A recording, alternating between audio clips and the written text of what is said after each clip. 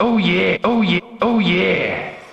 Oh, oh, oh, oh, oh, oh yeah. Oh, oh, oh, oh, oh, oh, oh, oh, oh, oh, oh,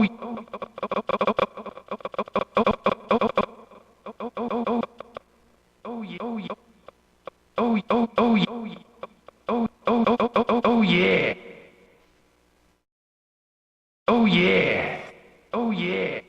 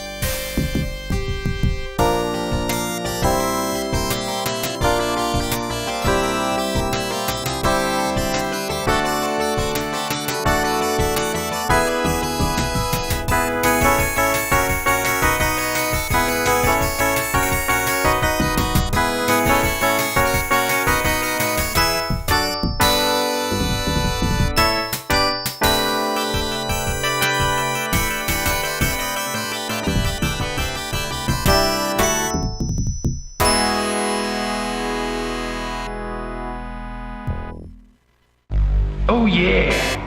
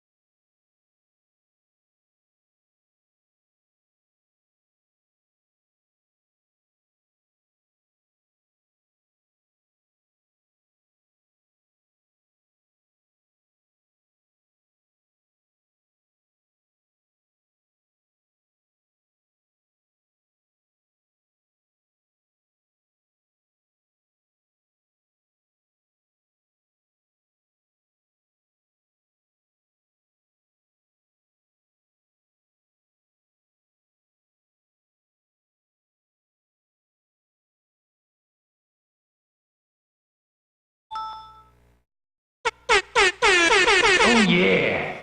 Oh yeah. Oh. This is strictly for the traps and trucks. Ladies.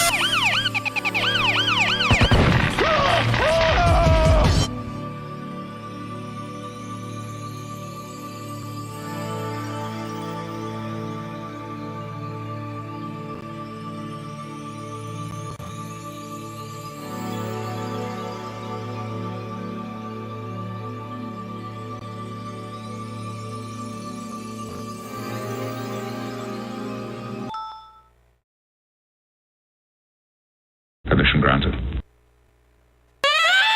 Hello, ladies. I'm a nice man.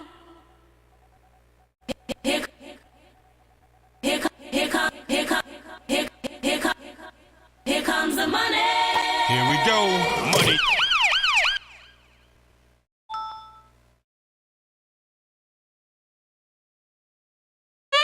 I'm a nice man.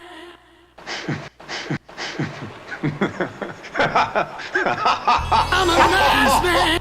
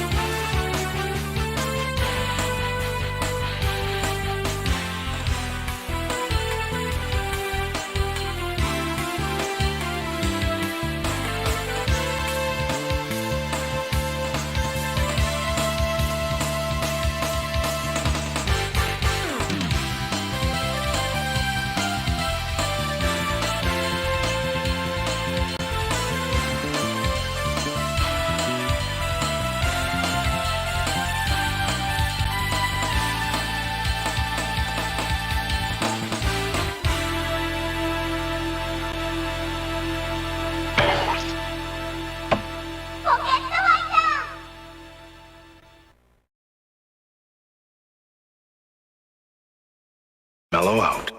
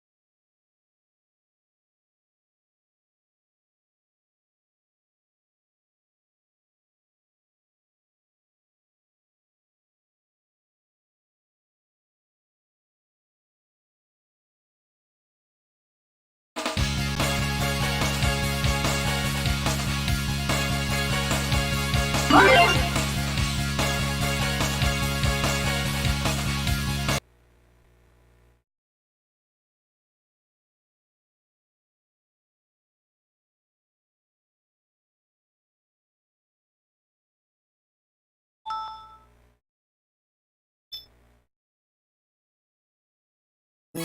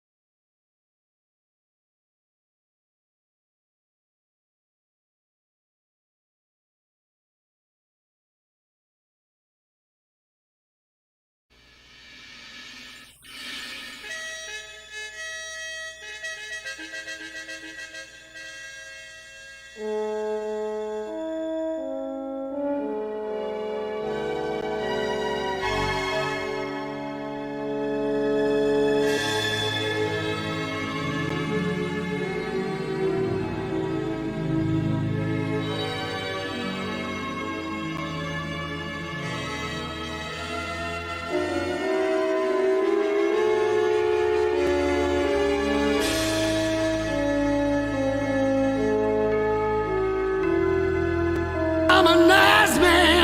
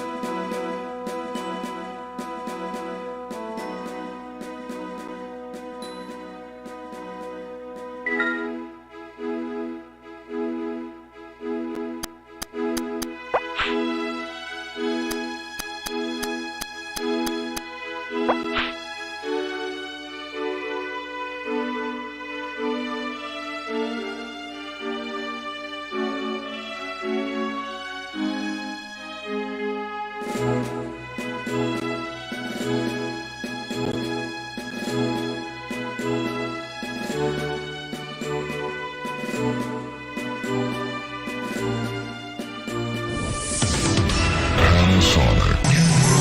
a nice man.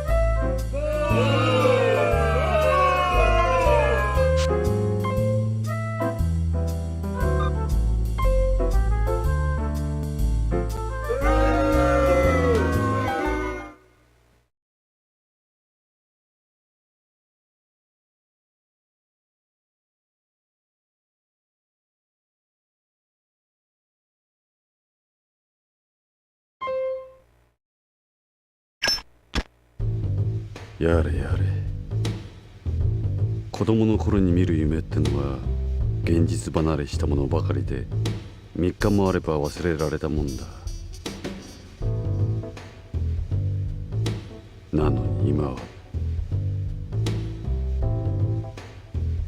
なぜ今頃また。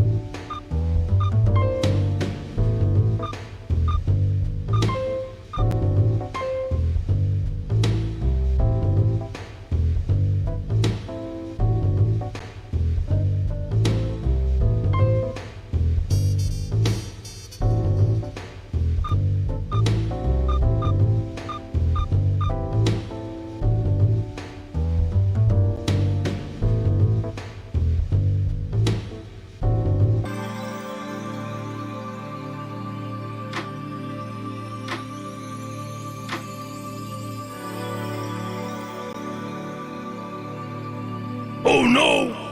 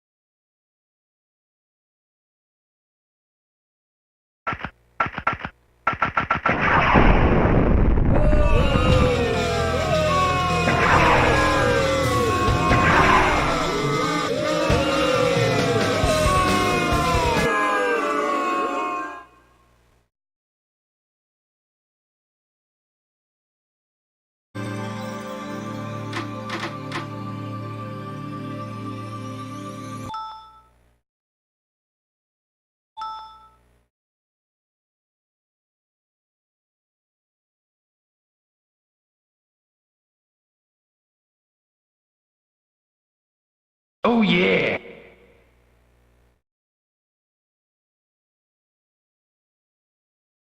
I'm a nice man.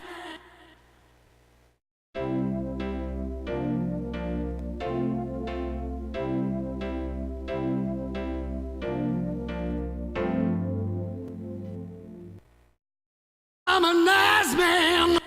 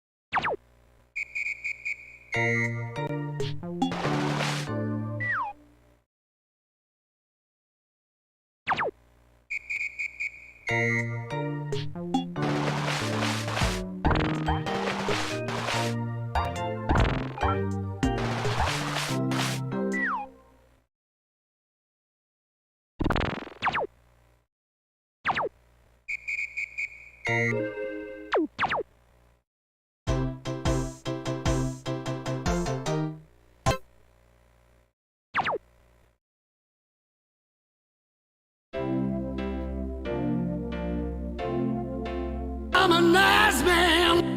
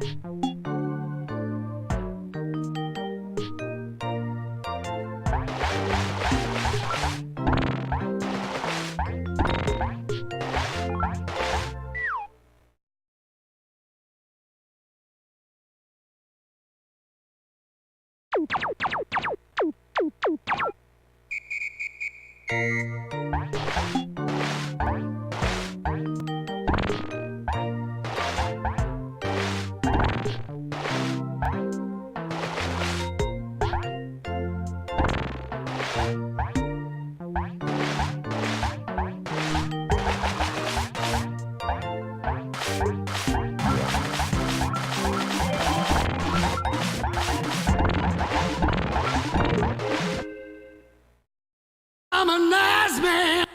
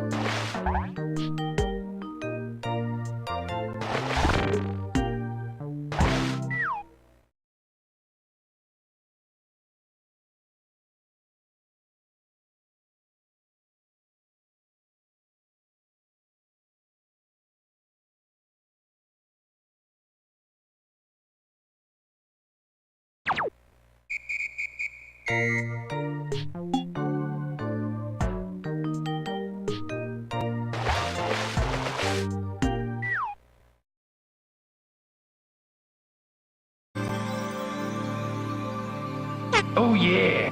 Yeah!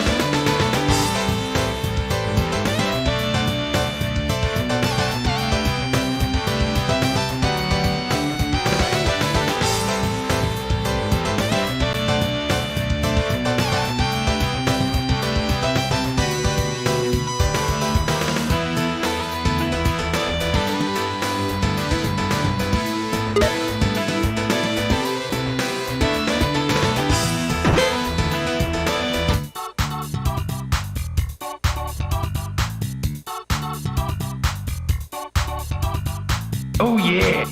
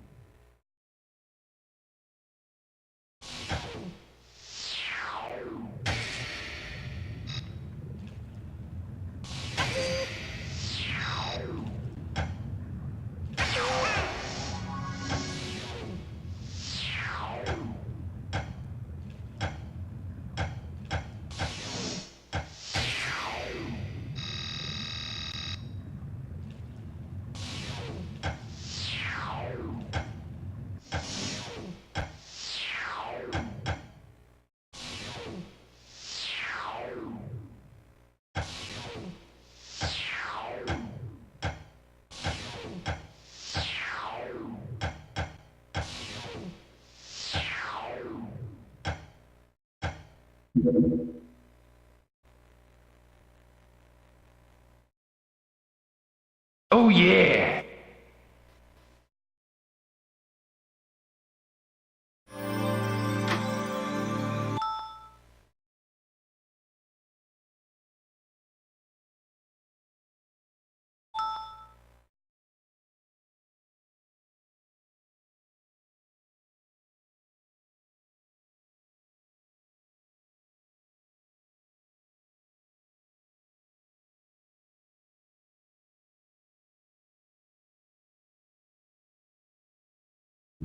連合軍情報システム。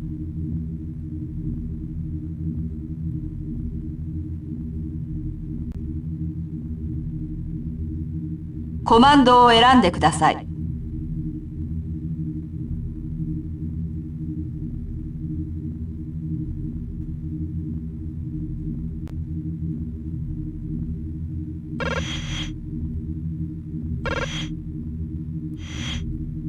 帝国はギャロナイアに対する長期的な侵略を計画しているらしい。軍事データはギャロナイア系全体への集中攻撃を示している。民間人の居住区も例外ではない。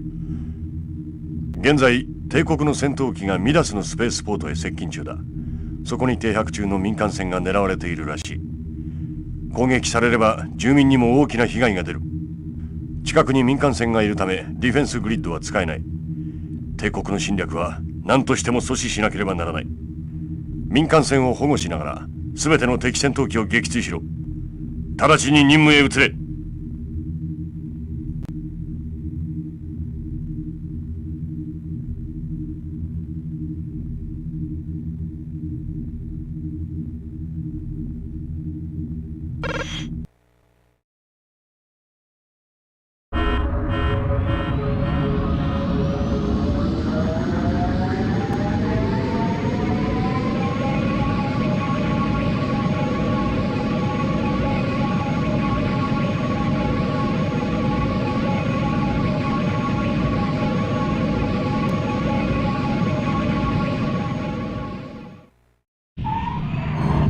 こちらミダススターポート、敵機が襲来、応援を頼む。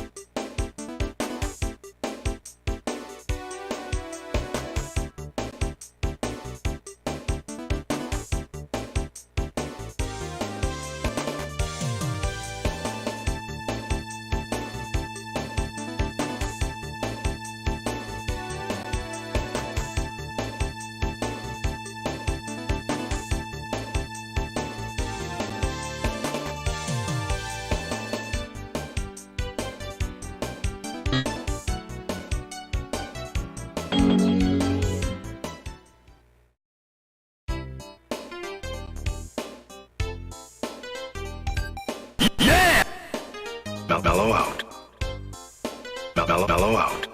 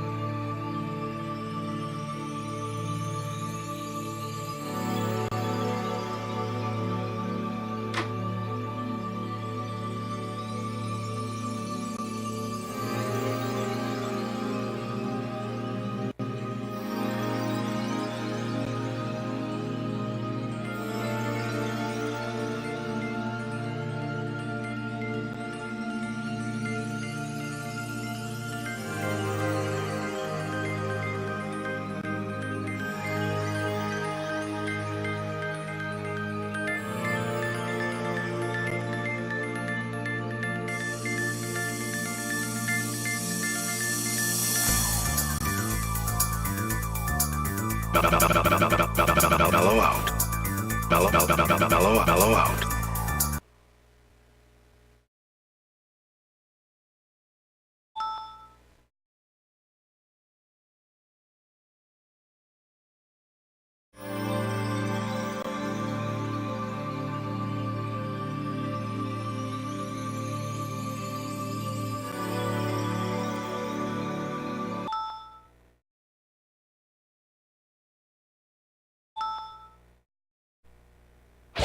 お待たせ。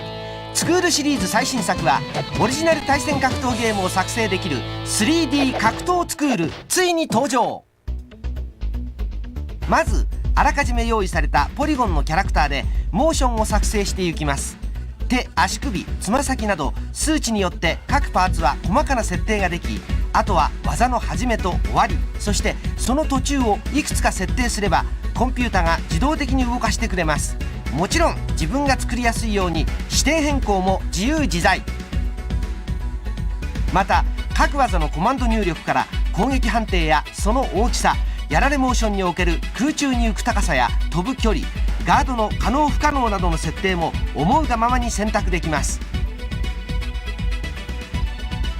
打撃技を2つ以上連続して行うコンボ技は7段まで設定ができ、途中の分岐も可能。そして投げ技は倒れている相手や背後からの攻撃も作れます。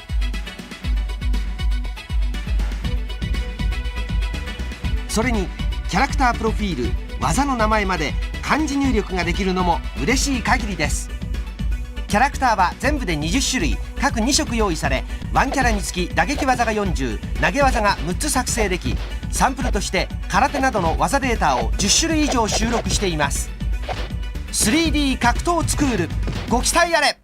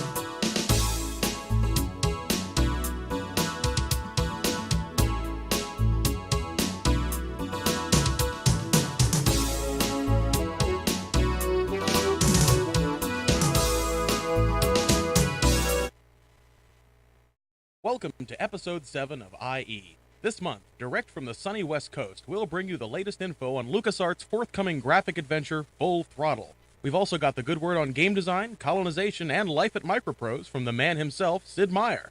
While you're at it, don't miss our first peek at the next strategy opus from Microprose UK, Transport Tycoon.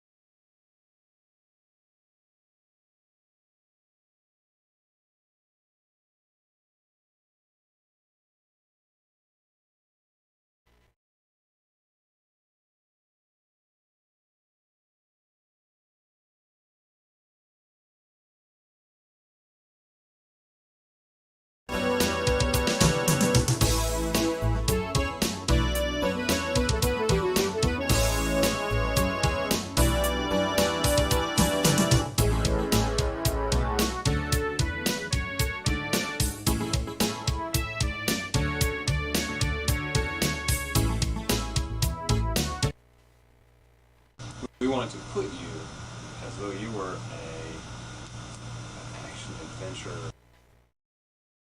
action hero, kind of Arnold Schwarzenegger, Bruce Willis, Die Hard kind of a character, right into the movie.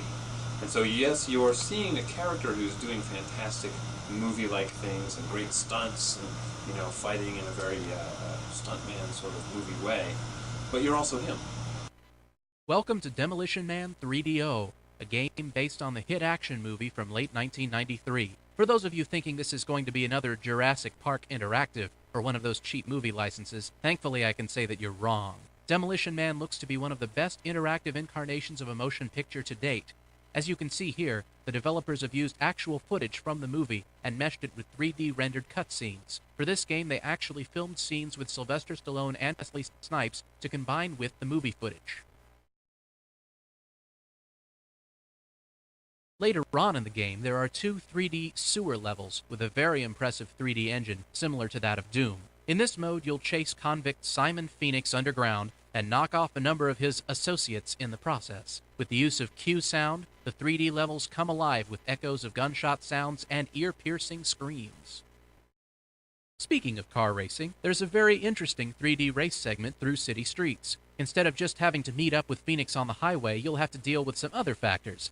There are numerous cars along the street which can block your route, and in order to succeed, you'll have to run over a number of power. Of special note in the game is the excellent music track heard here in the background. The music is a mixture of the film score and original music for the game. In addition, the movie segments have been rescored, and in some cases edited down to tighten up the story. What results is a very nice package. When LucasArts decides to do something different, they don't kid around. It was a time of chaos on Midgard. After the once mighty Romans deserted their northern fortresses, long before the Christians brought the dreaded Ragnarok, it was the age of heroic deeds. It was the age of the Norsemen. In ancient Scandinavia, locked away from the warmth of the civilized world by the icy barrier of the North Sea, warriors and heroes fought valiant battles and sought the favor of their gods, and an honorable seat in Valhalla, the hall of Odin the Allfather. This is the world of Hammer of the Gods.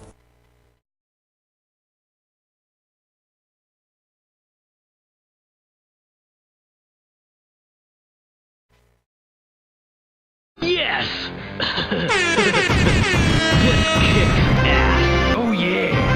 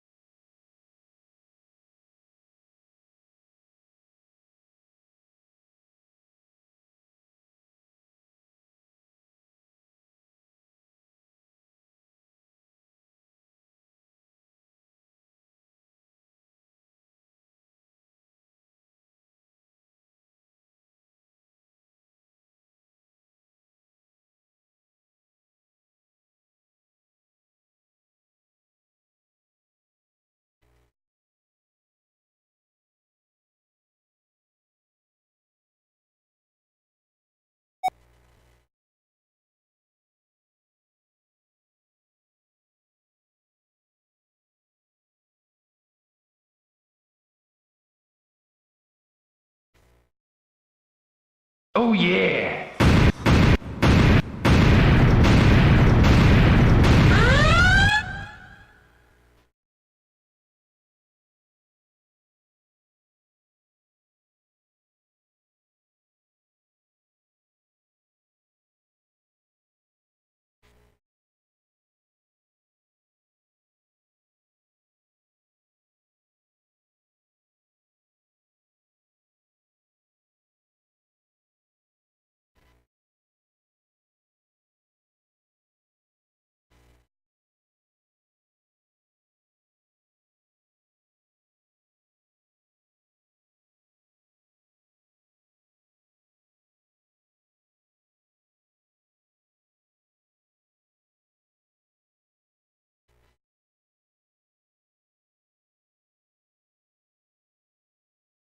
Oh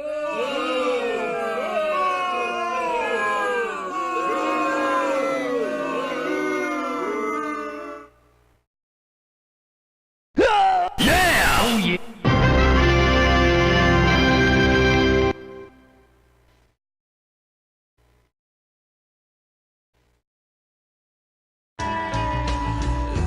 Oh yeah.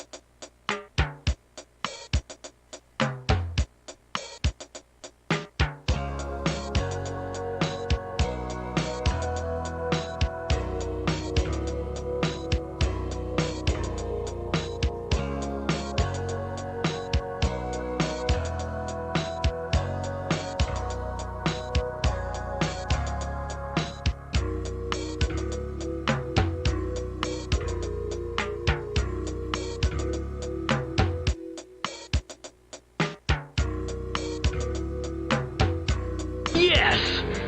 Oh yeah!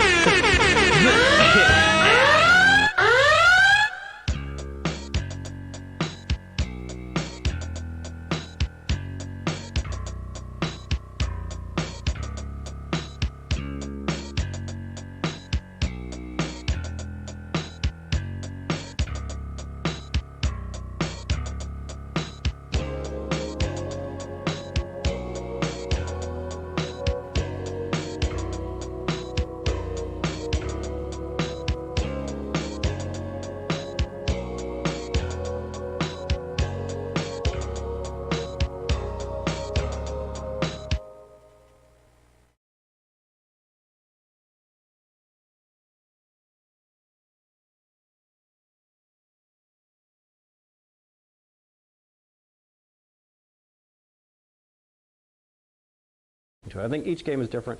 In addition to normal cinematic rules, we've been developing a layer on top of that, which is kind of interactive cinema rules for how the cameras should react, how the music should react, what sound effects should be like, and all that sort of thing. The keyboard interface is very flexible.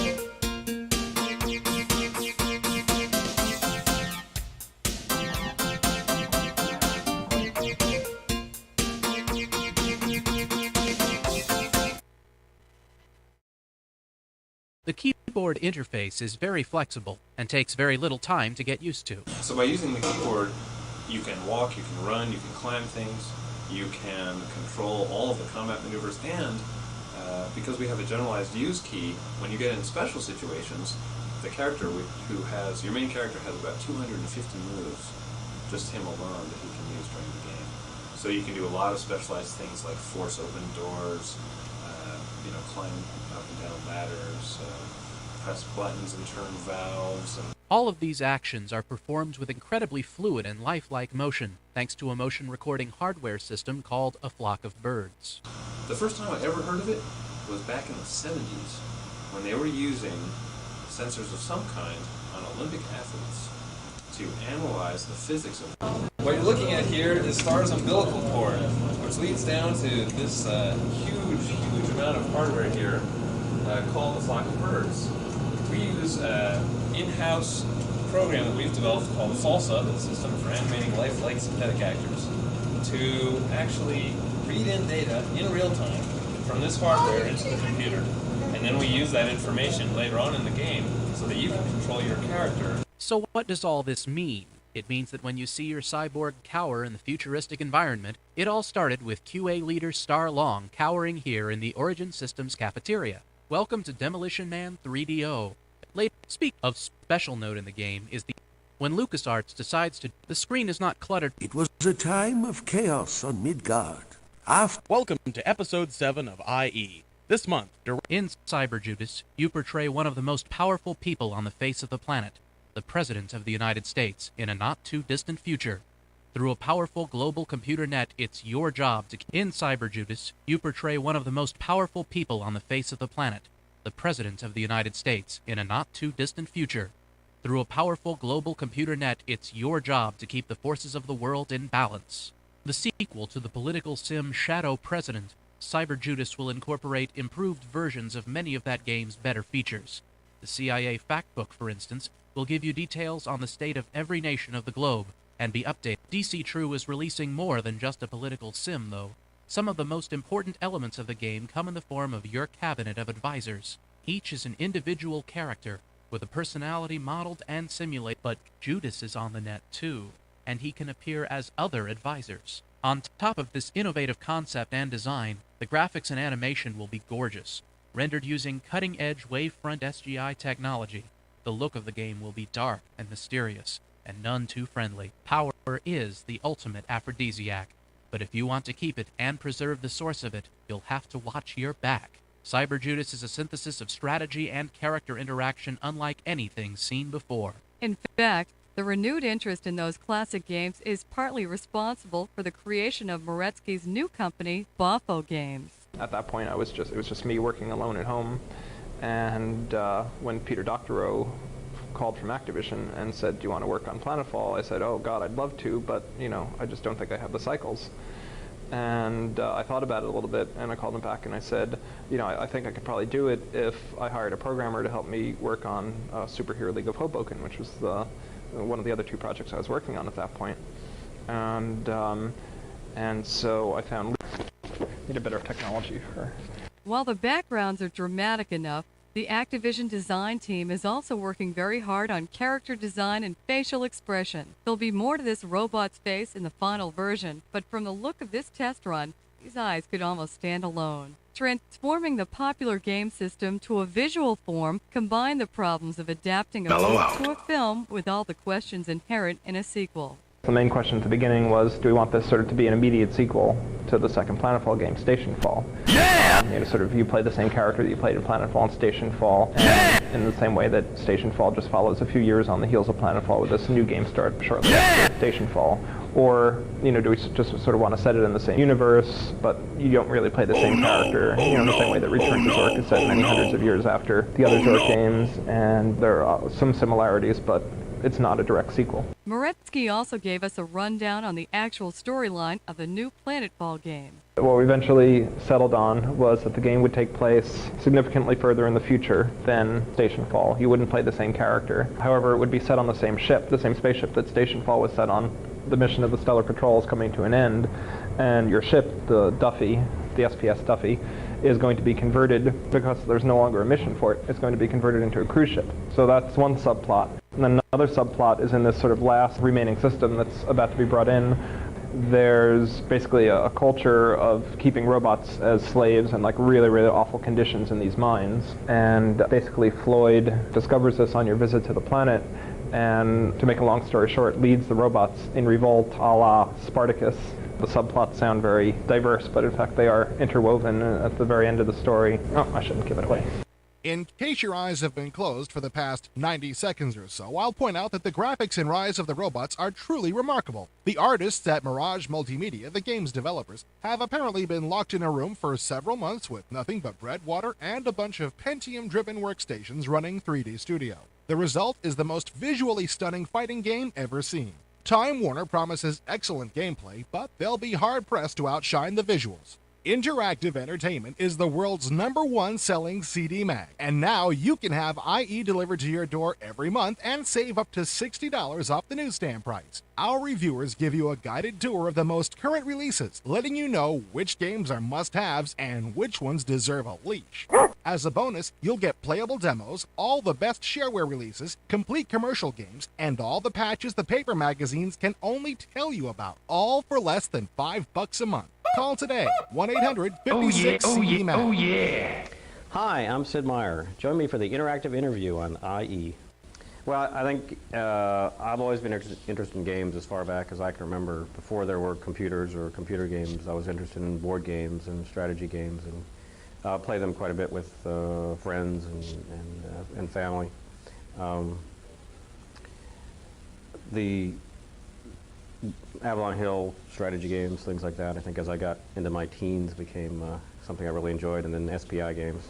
Then when computers came along, it was kind of a natural combination of two of my interests.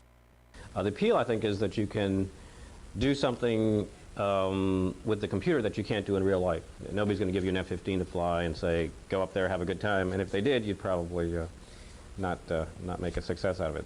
You want to give the player a series of interesting things to think about, interesting decisions to make. You want to examine a situation and say, what is fun about this situation? What's the part that the player is going to really want to focus on? What are the payoffs? What are the rewards of doing this?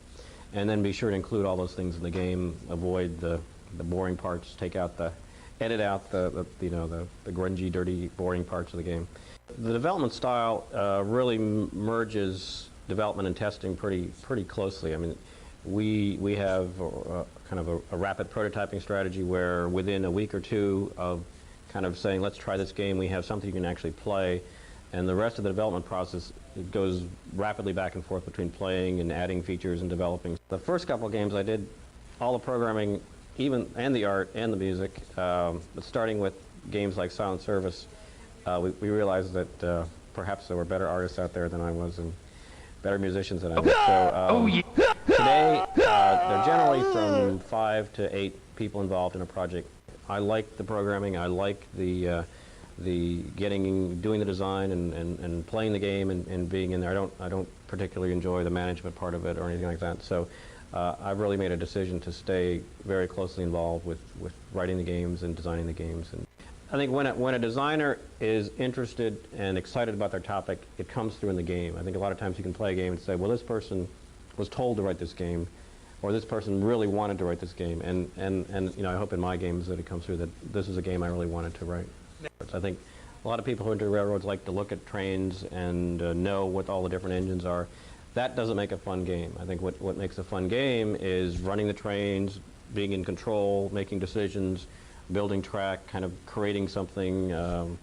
Railroad Tycoon for me was my first construction game or God game or whatever you want to call it. But it was a game about starting from scratch essentially and creating your own empire of something. The idea of kind of conquer the world games has been around for a while, and that was the germ of the game was, well, you know, it's fun to kind of have this big world out there and at the end up having it be all yours. And then the question was, well, what is the most interesting process that you could go through to get there? I mean, if you do it in a minute and a half, it's not very satisfying. But if you go through an interesting process and you really feel that you've earned it, then it's very rewarding to end up kind of look back at the end of the game and say, wow, I conquered that world. What happens is the game starts taking place in your head because you're planning, you're thinking. It's no longer something you're reacting to on the screen, but you're in charge and you've got these plans and things happen and you have to change your plans. But when I play the game, it really is a game about planning and thinking and making decisions, and that tends to really absorb the player. What I'm trying to do is get the game to take place in your imagination, not on the screen. Sometimes if what happens on the screen is too realistic, it almost makes you have that vision of what's going on instead of what you would imagine yourself. So, you know, I would claim that the basic, simple graphics of Civilization is a feature in a sense that it encourages you to create your own vision of what's going on. I studied computers at college, and I thought that would be a career in kind of traditional computing. I got a job for a while doing regular business-type computing, and that quickly got kind of boring, and it was just about that point, luckily enough, that personal computers became affordable and accessible. And I really was able to combine a hobby, which was gaming, and something I'd studied, which was computers, into this new field of computer entertainment, computer games. I think F-15 is probably still the best-selling game over the course of history. I think, you know, if that's what's on my epitaph, you know, did Civilization, that would be fine probably with me. I mean, I don't have a problem with being remembered for that game. It's really a problem because, you know, it's like, what do you do next? I mean, you've done Civilization. Well, it changed up till the day it shipped and afterwards. We did at least 2 revs of it afterwards. The way the process works is always changing, so there's not a point where we say, well, this is, and now we've got the game done, now we're gonna, what, I don't know, I don't know what you do. Well, we actually have a joke around here that we do the research after the game is done, that we generally try and make our decisions in the game, especially in a game like Civilization, based on what's fun, what makes the best game. And then we go back to the history books and try and justify it with some historical fact. So I think it picks up a lot of the fundamental features that made Civilization successful, but gives you a whole new, different repertoire of things to do and tools to use to accomplish them. And so it's a different game, but it has hopefully a lot of the same kinds of fun and challenge and accomplishment in it. Basically, the game is based on the history of America from the first settlers up until the American Revolution, as opposed to Civilization, where your people were pretty much one size fits all. In Colonization, you have many specialists in different skills. You'll have carpenters, you'll have cotton planters, you'll have trappers, preachers. You have your people start to take on their own personality, and if you can use them in ways that they're most effective, you're going to be most successful in the game. So you want to get a carpenter, and a carpenter can train other carpenters, and you really get the idea of kind of having created your own society with these specialists, these people that are yours. We've gotten a lot of requests for the sequel to Civilization, which would be, you know, what happens when I get to Alpha Centauri, which would be a futuristic game, and I think that could be a fun game. I think historical topics have the advantage of, you know, giving you an automatic. You've already read the manual in a sense because you know some stuff about the time period and the situation, so you've kind of already read part of the manual, you know, in your mind. We've gotten some very positive initial reactions to it on the boards, and that's really where we look initially is the boards, and those are where the more active gamers are, and we've gotten some really good reaction to it. The first game that I did was actually kind of a copy of Space Invaders, just to see how it was done. The first original game I did was a racing game called Formula One Racing. It was a kind of a top-down race car game. We wanted to put you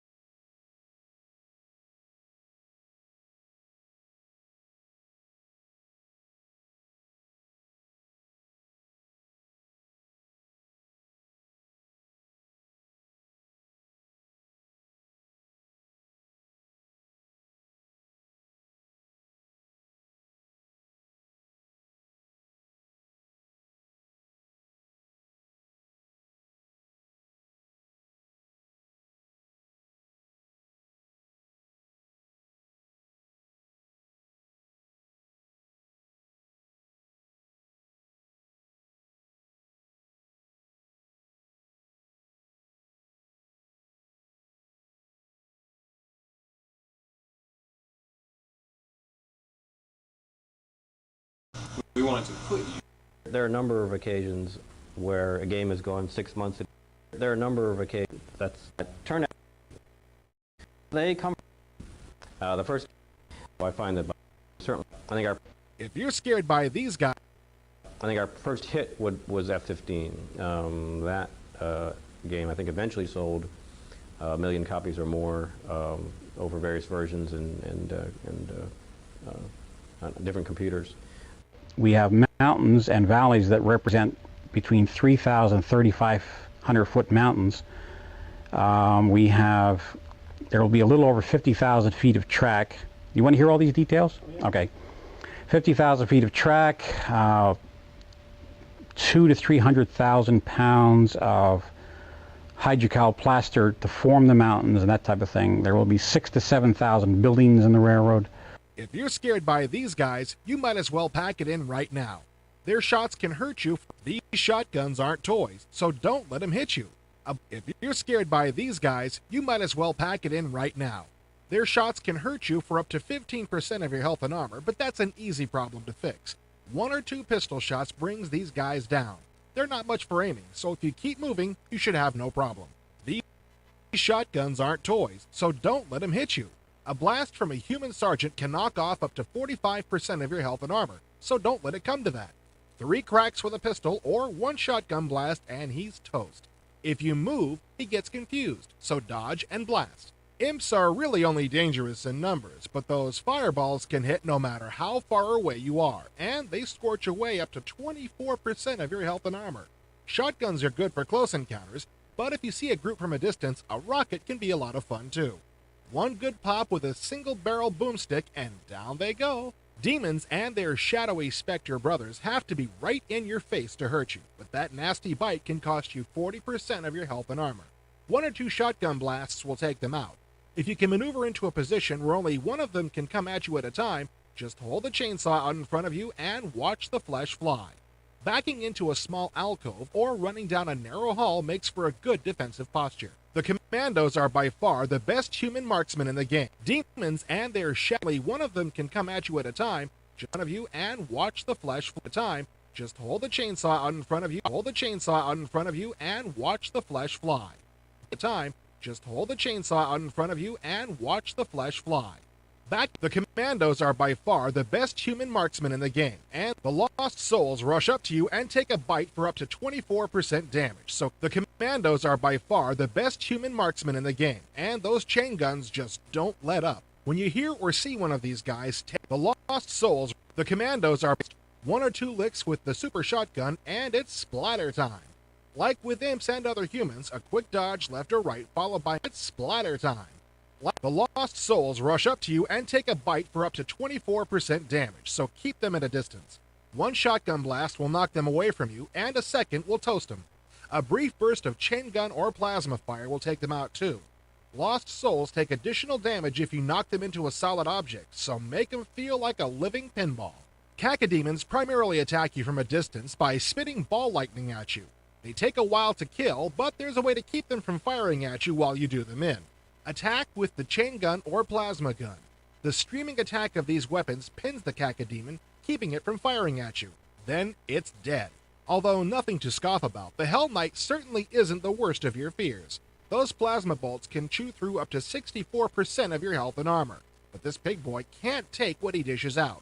So just do the dodge and shoot game, and 3 hits with the rocket launcher will take him down. If you can't spare the rockets, 3 or 4 good accurate shots with the super shotgun will do just fine. The Mancubus looks nasty but dumb, and that's exactly what he is. Those guns fire simultaneous fireballs that tear through you at a good clip. The Mancubus tends to fire. The Mancubus looks nasty but dumb, and the Revenant will turn you into Little Miss Punching Bag if you get too close to him. The Mancubus looks nasty but the Revenant will turn. The Mancubus looks nasty but dumb. The Revenant will turn you into Little Miss Punching Bag if you get too close to him, and from a distance he'll pummel you with guided missiles. The missiles can't track you if they can't see you, so duck around a corner for a quick escape. When you hear the missile detonate against a wall, pop out and toss 2 rockets at the Revenant for a happy ending. The Pain Elemental is extremely nasty, attacking by spitting out lost souls. This creates a living shield you have to blast through to get at the elemental. back into a defensive position like a corner or small alcove so you can only be attacked from one direction. The plasma rifle is your best bet here. Sweeping it can get the lost souls out of your face and give you time to direct a few bursts at Mr. Pain. It's hell if it draws a bead on you, but the Arachnotron isn't that tough to kill. Run like hell if a stream of plasma heads your way, then before the Arachnotron has time to adjust its aim, open fire with the chain gun or plasma gun. The streaming effect will pin the Arachnotron, rendering it helpless while you shut it down. If you have good cover, 3 rockets will shut this bug down. The Baron of Hell is like a Hell Knight on steroids. The only good thing about the Archvile is that it can't take much damage. The Spider Mastermind is huge, and his chain gun is huge. It's hell if it draws a bead on you, but the Baron of Hell is like a Hell Knight on steroids. It has the same hefty plasma attack, but can take much more damage, making it a far more deadly opponent. If you're only facing one Baron and nothing else, you can play duck and run and force feed him 5 rockets to shut him up. If things are busier, a BFG blast wouldn't be considered a waste of plasma. The only good thing about the Archvile is that it can't take much damage. If it sees you, it will hit you with a fire spell. If you see yellow flames on your screen, you've got to get out of the Vile's line of sight, and I mean fast. This will shake off the spell and keep you from crisping out. Keep moving to stay out of his sight and lob rockets at him when you get the chance. 3 good hits from the launcher and the Archvile is decaffeinated. The Spider Mastermind is huge, and his chain gun is huge. His weakness lies in his speed, as in, he ain't got any. If you keep moving, he'll have a hard time tracking you. 3 BFGs make him go away, as do 15 rockets. But the best way to deal with Spidey is to get him into a fight with other monsters. Run around the room taking pop shots at whatever happens to be there. If someone misses you and hits the spider, you can sit back and enjoy the fight. Without a doubt, the Cyber Demon is the nastiest opponent of all in Doom. The good news is that where there's a Cyber Demon, there's usually an invulnerability sphere, so grab it as fast as you can. He won't fall easy. The Cyber Demon takes 20 rockets or 4 BFG hits to down. If you have to fight him without being invulnerable, your best bet is to induce a fight between the Cyber Demon and anything else that's unlucky enough to be around. Welcome to Episode 9 of Interactive Entertainment. This month, we'll give you a sneak preview of Domark's Lords of Midnight, The Citadel, plus part 1 of our 4-part Doom 2 hints and tips featuring IE's Doomovision. And last but not least, IE kicks off the new year with a new interface. Let us know what you think. And now, Episode 9 of Interactive Entertainment. Some of the stages in Lion King are directly related to scenes in the movie. Most notable among these is the Wildebeest Stampede stage, which utilizes Nintendo's Mode 7 graphics technology. The playing perspective changes here from side view to front view, and the only ability Simba can use is a leap. Theme stages like this one provide a nice link between movie and game. Like The Jungle Book before it, Lion King features eye-popping cartoon-like animation courtesy of Disney artists. The game is simply beautiful throughout, and contains music and sound effects taken straight from the award-winning film. Many of the game's puzzles may be a bit too challenging for youngsters, but Virgin tries to overcome that problem by providing 3 selectable levels of difficulty, with the easiest giving you many lives and continues. The Lion King is a great complement to any Disney video library and any video game library. Disney fans should pounce on this one. Pun most definitely intended. The artificial intelligence in Madden 95 is some of the best I've seen. The computer will adjust to your most used running plays, putting extra linebackers in your path. The computer will even run down the clock in the 4th quarter if it has a lead. One small tweak that I noticed was that Madden has a little pre-game talk, but this time he mentions what has happened in the past few games. This adds a very realistic feel to the game. Overall, Madden has improved leaps and bounds, and in my book, it's still number 1. The game offers 3 play modes, including story and arcade options for one-player action. The action option allows players to roll through any of the 5 planets, whereas the story mode has a set course, which is interspersed with the customary full-motion video scenes. The final and most exciting mode is Battle, which allows 2 players to complete in split-screen action. This mode is extremely fun to play and, in my opinion, makes Off-World one of the best 2-player titles on 3DO. But when we subtract a player from the equation, what's left is a single-player game which is so packed with action that the word mayhem comes to mind. Pick from one of many futuristic vehicles and hit the road, Jack. The planets in the game include beautiful terrain and interesting enemies, but at times the action can get a little too hot and heavy. To keep things hopping, each vehicle can be armed with a variety of weapons, including missiles, plasma guns, and nuclear blasts. As players progress through the interplanetary race circuit, they'll gain more money to purchase add-ons for the car. Star Wars Arcade is one of the first 2 titles for Sega's 32X accessory, which can be added to any existing Sega Genesis. More importantly, the game is one of the first good flight simulators to appear on a cartridge platform. Although Thunderstrike on the Sega CD and Pilot Wings on Super Nintendo were great titles, there really haven't been any exciting flight simulators until now. Star Wars Arcade is an exact replica of the arcade version, and Sega has added an enhanced 32X mode which adds 4 new and more complicated levels to the equation. Like anything else, we have to look at what everybody does to make sure that we have similar interfaces or tricks as to, how to convey the information to the people, because in the strategies, that's the hardest thing. We have so much information. We have to be able to get it to the human player but not bog them down. Mm-hmm. And that's a trick. Yeah. And that's where we have to look at how everybody else does it. It's a 2 meg file just of online help. Anything which is referenced in the game that you can see, you right click on and it gives you a description. And that's important because I don't think people do read the manual. We're trying to please the audience. We're trying to give them the games they want, not the games that we want to really do. And that's our approach. Give them as much of what they want as possible. And so we're trying to make everybody happy. 1830 for Avalon Hill, and tentatively titled Mech Wars, which is a giant robot strategy. It's what I consider almost a pinnacle of a good strategic board game, because everything is equal in balance, and there's a lot of options, but they're all nicely tuned, and that's the reason I like the game so much. You have basically the Empire, which is a series of these houses, all combined, and they are currently expanding on the frontier, and you're a noble who's been put in charge of this expansion for your house. And you are trying to get as many planets as you can for your house so that you can become the Duke, get enough fame so that you can become the head of your house. I just want to do good games.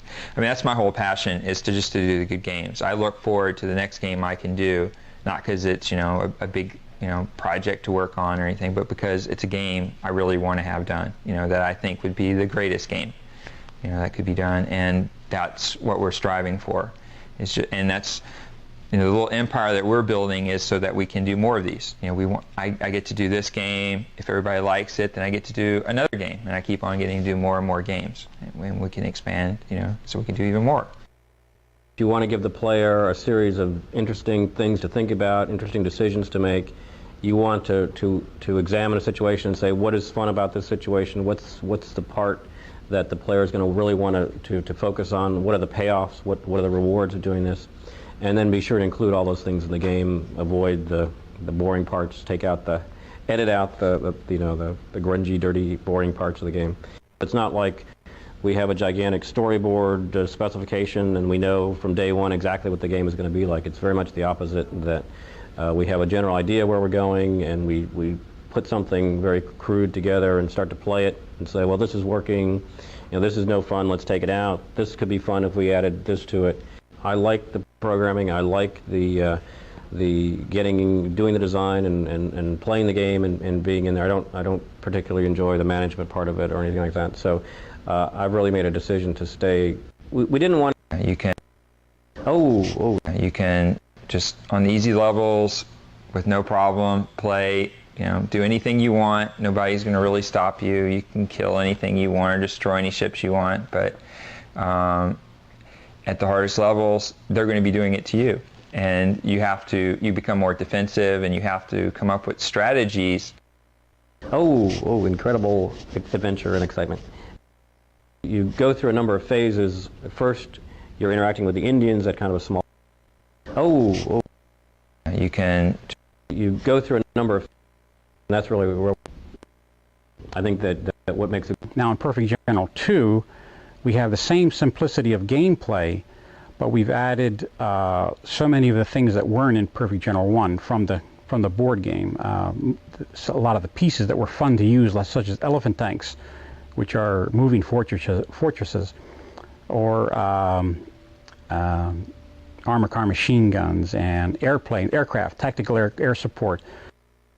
For instance, we'll say the Battle of the Bulge could be played in a series of stages, and how you do in the first stage, and if you get across a certain river or kill so many units or whatever, will affect your reinforcements and how you start the second stage and then the third stage and so forth. On our CD-ROM versions coming up in PG2, we will have film, many juicy pictures and animation that we wouldn't have, say, in the 3.5. Steve Magestro came to us way back, and he had this basic game with pretty terrific graphics, ground graphics, and no bells and whistles at all. But he had these scenarios built with everything under the sun in them, weather exactly as it happened then, the forces, where they were, where they landed, and it was just an excellent game. But it is a pure war game. It's for that hardcore war gamer. It's not for the general public. It's a simple game to play. It's a pretty challenging game to try to win. The elements of balance and choice. Those are the mark of a really great board game. And that can be used in a computer game as well. Well, Battles of Time has been in my head for, in fact, we actually played this on the board as a board game 15, 18 years ago, and we had a lot of fun with it. We did it with Napoleonics, we did it with Civil War, and with World War II stuff. This 1,000 years from now, there is a very crude time machine that's been invented by man and scientists, and they can go back in time and to do whatever.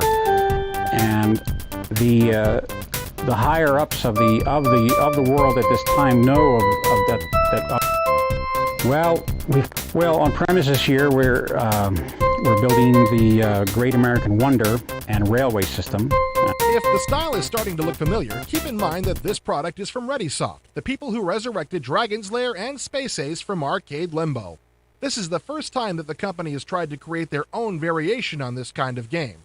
Dave Quinnell, the producer and director of Braindead 13, is a veteran of the Don Bluth Studios, where those other two games were created. When the full operation will be running between 100 and 125 trains simultaneously. Of course, it's a labyrinth of a tour. It would take the average person, once in operation, 2 to 3 hours to go through, and they won't see all 125 at one location, but they're all over the place. And some trains are 30 foot above the one way down at the bottom of the valley, from the top of the mountain to the bottom of the mountain. There will be several thousand bridges. Some of these bridges will be 18, 22 feet long, spanning 3,000 foot gorge, scale 3,000 foot gorge. We have Corporate Colonies, which may not be the final title. That is an outer space. Our Heirs to the Throne was a game that did not sell very well. And we have Corporate Colonies, which may not be the final title. That is an outer space colonization of the universe with some that you can turn off, with some twitch and jerk aspects to it, but you can turn that off and make it a purely strategic and tactical type game. There's no combat in here. This is all corporate development and economic and that type of thing. Our Heirs to the We have Corporate Colonies, which may not be the final title. That is an outer space. Our Heirs to the Throne was a game that did not sell very well, and we did not create that game. That came from Europe. And well, we do get a ton of feedback. Our Heirs to the that came from Europe, and we loved it. And most of our testers thought it was terrific, but the public did not like it. Well, we do get a ton of feedback on our products. It'll make us bend our thinking slightly here and there, but I think we have a good core of design, and we've got to do what we believe in. Most of our games start with a massive amount of paper testing to see that this kind of, like Battles in Time, there was hundreds and hundreds of hours by many people into paper testing for two reasons: to see if we have a game, if it's so unique that nobody's done it, is there a game that's worth developing? And the second reason for that is to save the programmer his first few months of programming time, rather than using the programming team as a guinea pig, which would be unfair to them. Everything I do, once I have all the pieces, I just start writing, and I finish it. It always evolves once it gets on the computer into something much different from the you see it one way on the paper version, and it doesn't quite make it to the computer that same. Most of my thoughts on Mom were while I was sitting waiting for my computer to compile the code, Orion, and just kind of daydreaming, well, yeah, this would be pretty neat, and well, what if I had this, and what's this missing? And then once I had the structure, once basically the bold lines were drawn, then I came in and filled it in as soon as I came back.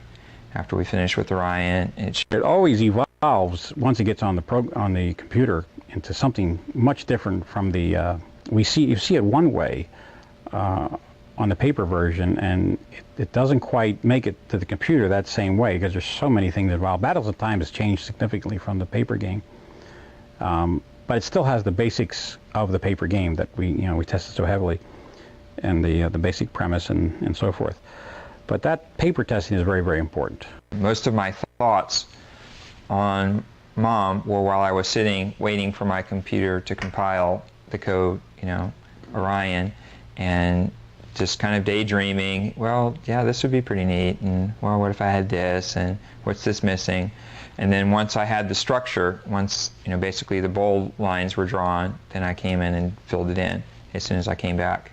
After we finished with Orion, it shipped, sat down 2 weeks, wrote it up, gave it to the programmers, and then we started on it almost immediately. We're not trying to copy, don't get me wrong, because there's a lot of things that are very different in Master of Magic than what are like Civilization. In fact, the whole game itself, the gameplay is very different. Civilization focuses on internal problems, whereas Master of Magic is external, it's conquest. And that is a fundamentally different problem, and the game is different. It's just on the outside it might look look the same. But played so many role-playing games, just cranked out the spells, one spell after another. Never really thought about it. I mean, I enjoy it, but again, it's just variety. You give them a lot of things to play with and combine how they want to.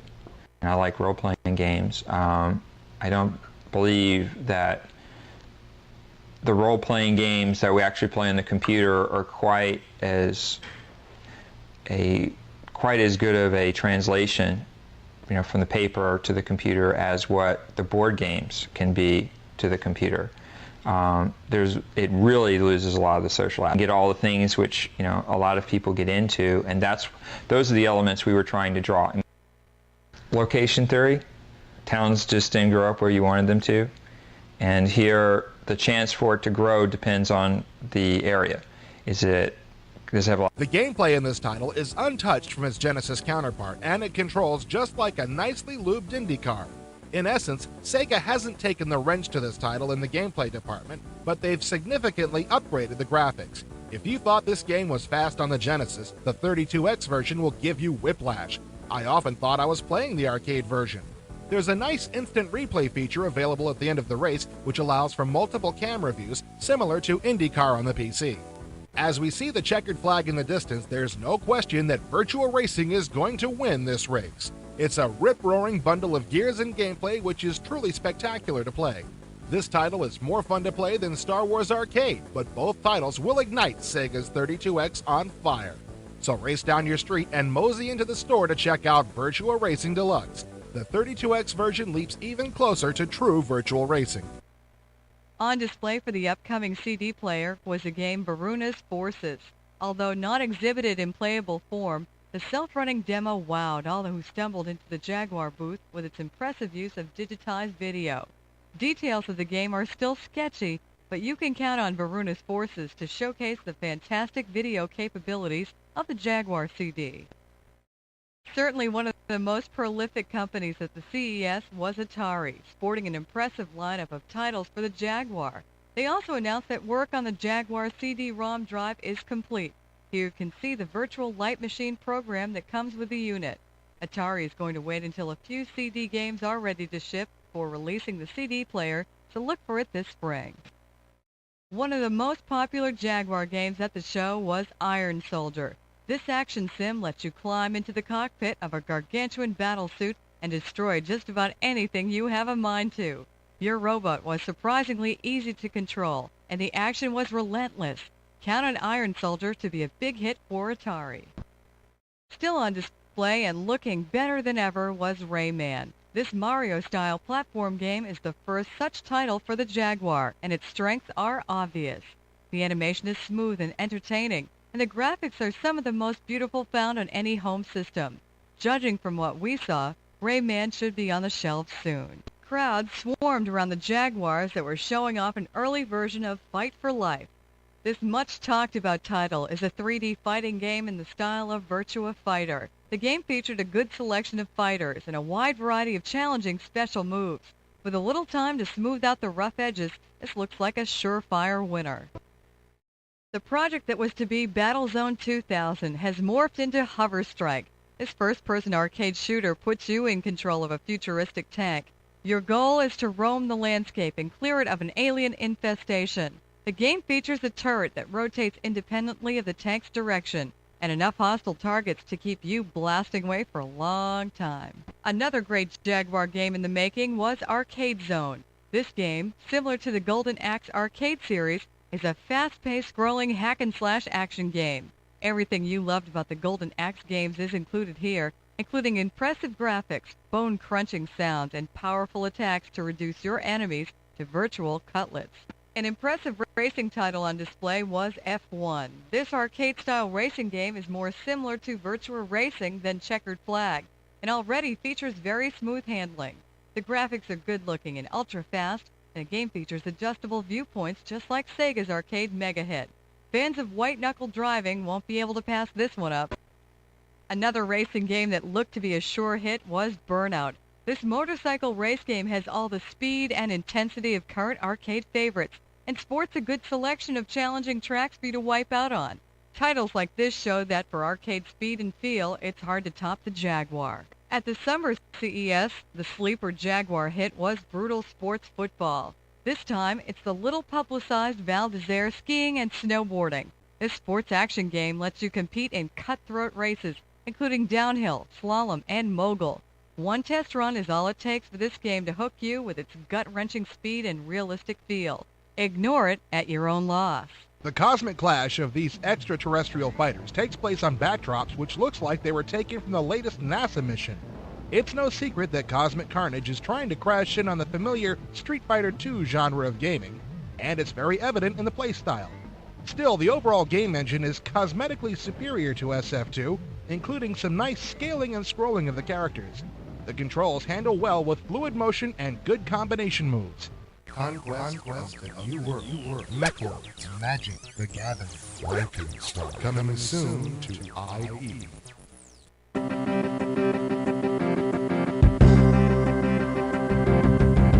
Winter CES 95. Space Quest 6. Bill Steeler Interactive Entertainment.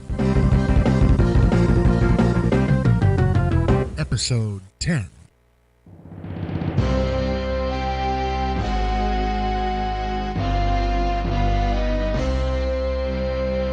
I don't care how you do it, gentlemen, so long as his body is intact. Hey guys, this is the Big Dog, and welcome to The Need for Speed. This title allows you to race any of 8 exotic cars, including... Hey guys, this is the Big Dog, and... Hey guys, this is the Big Dog.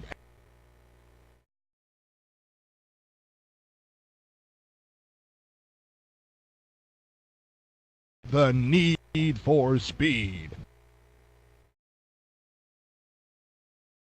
Of 8 exotic cars, including a Lamborghini, Dodge Viper, Ferrari 512 TR, and more.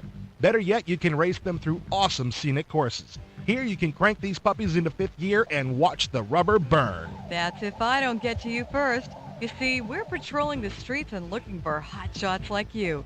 If I catch you in the act, even one little teensy-weensy mile over the speed limit, I have an empty cell reserved for you.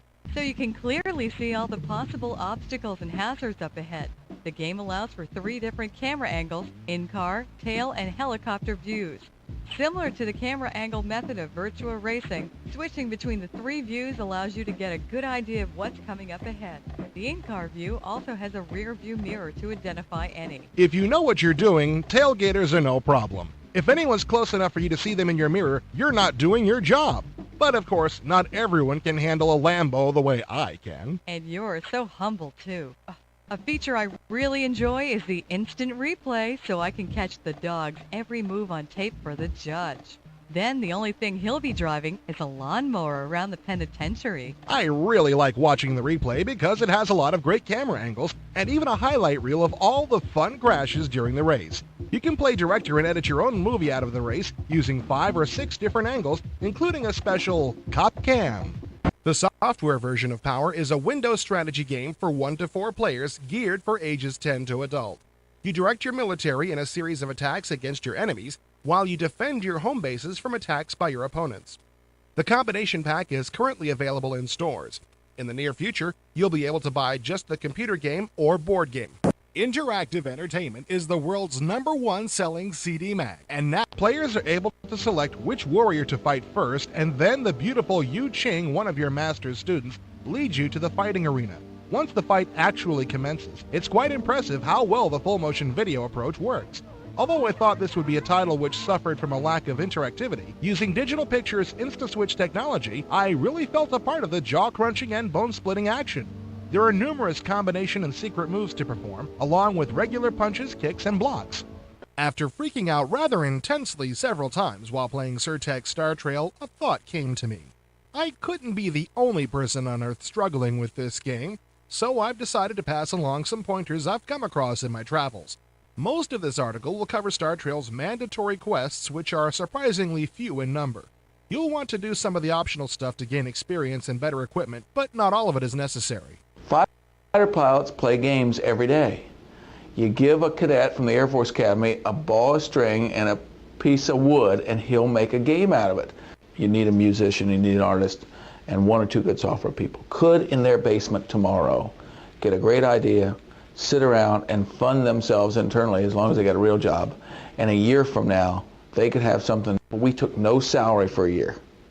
My wife got paid $4 an hour, so there were no expenses other than Sid sitting on his Atari 800 and me making telephone calls. When our game tester said, golly, this is really fun, and we had to shoo him off to go do something we wanted him to do, we knew there was some interest in it. It's got to play, and it's got to be fun. Well, Micropro started off with the worst packaging and the worst graphics and the best games in the entire industry. And you can sell a lot of games with a great opening animation, because the reviewers go, wow, and they never even play the game. Our job at Interactive Magic is to make more of the game accessible to the player early on, so that they can see more of it and they can understand the complexity. And we were very, very well matched, because I love to play as games, and I was the only one he really could take criticism with, and it was criticism. Everybody else would kind of dance around and G said, I'd say, Sid, that's terrible! I play the games. I'm probably the only executive in the industry who actually plays the games a couple hours every night. There's much bigger people in the marketplace, and the size of the customer is much bigger. So the customer has more power, the big players have more power. The game is called Hellcat Ace. Luckily, all the Paramounts, Time Warners, Sonys, all those people are really focusing on all the role-playing, all the fantasy, all the movie license, and all the kick-fu games. It's amazing how many people come up to tell me they've got the combination of Myst, Doom, and Flight Simulator. I made more money. It's amazing how many people come up to tell me they've got the combination of Myst, Doom, and Flight Simulator. I made more money than I ever thought existed in the world when I sold my interest in Microprose. I don't ever have to work again. My kids and their grandkids don't have to ever work again. So I don't have to do any of this. The market is so exciting and there's so much opportunity. I made more money than I ever thought existed in the world when I sold my interest in Microprose. I don't ever have to work again. My kids and their grandkids don't have to ever work again. So I don't have to do any of this. It's the market. So I don't have to do any of this. It's the market is so exciting and there's so much opportunity and games are so wonderful. Like, software is a gas. It can expand to fill any time, money, or budget. And it can always be better. Interactive to me means I've got something to react with, and what happens depends on my actions. You must make decisions that are time critical with limited information, and they must have significant consequences. That's the formula. You're involved in a world that you're just a player in. You're just a part of, and the rest of the world's going on whether you get on the train or not. And in fact, we'll leave you behind if you're not willing to get on the train. They're 26-year-old males and up. I used to say that my customer was a 26 to 45-year-old adult male. Then I get to be 46. So I had to move the limit up. We'll develop and build a $50 million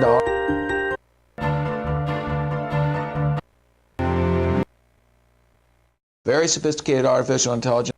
We'll develop and build a $50 million company 3, 4, 5 years from now that does very sophisticated 3D graphics, very sophisticated artificial intelligence, and if you've got a world, we can simulate it and we can allow you to participate. I knew nothing about retail. I knew nothing about distribution.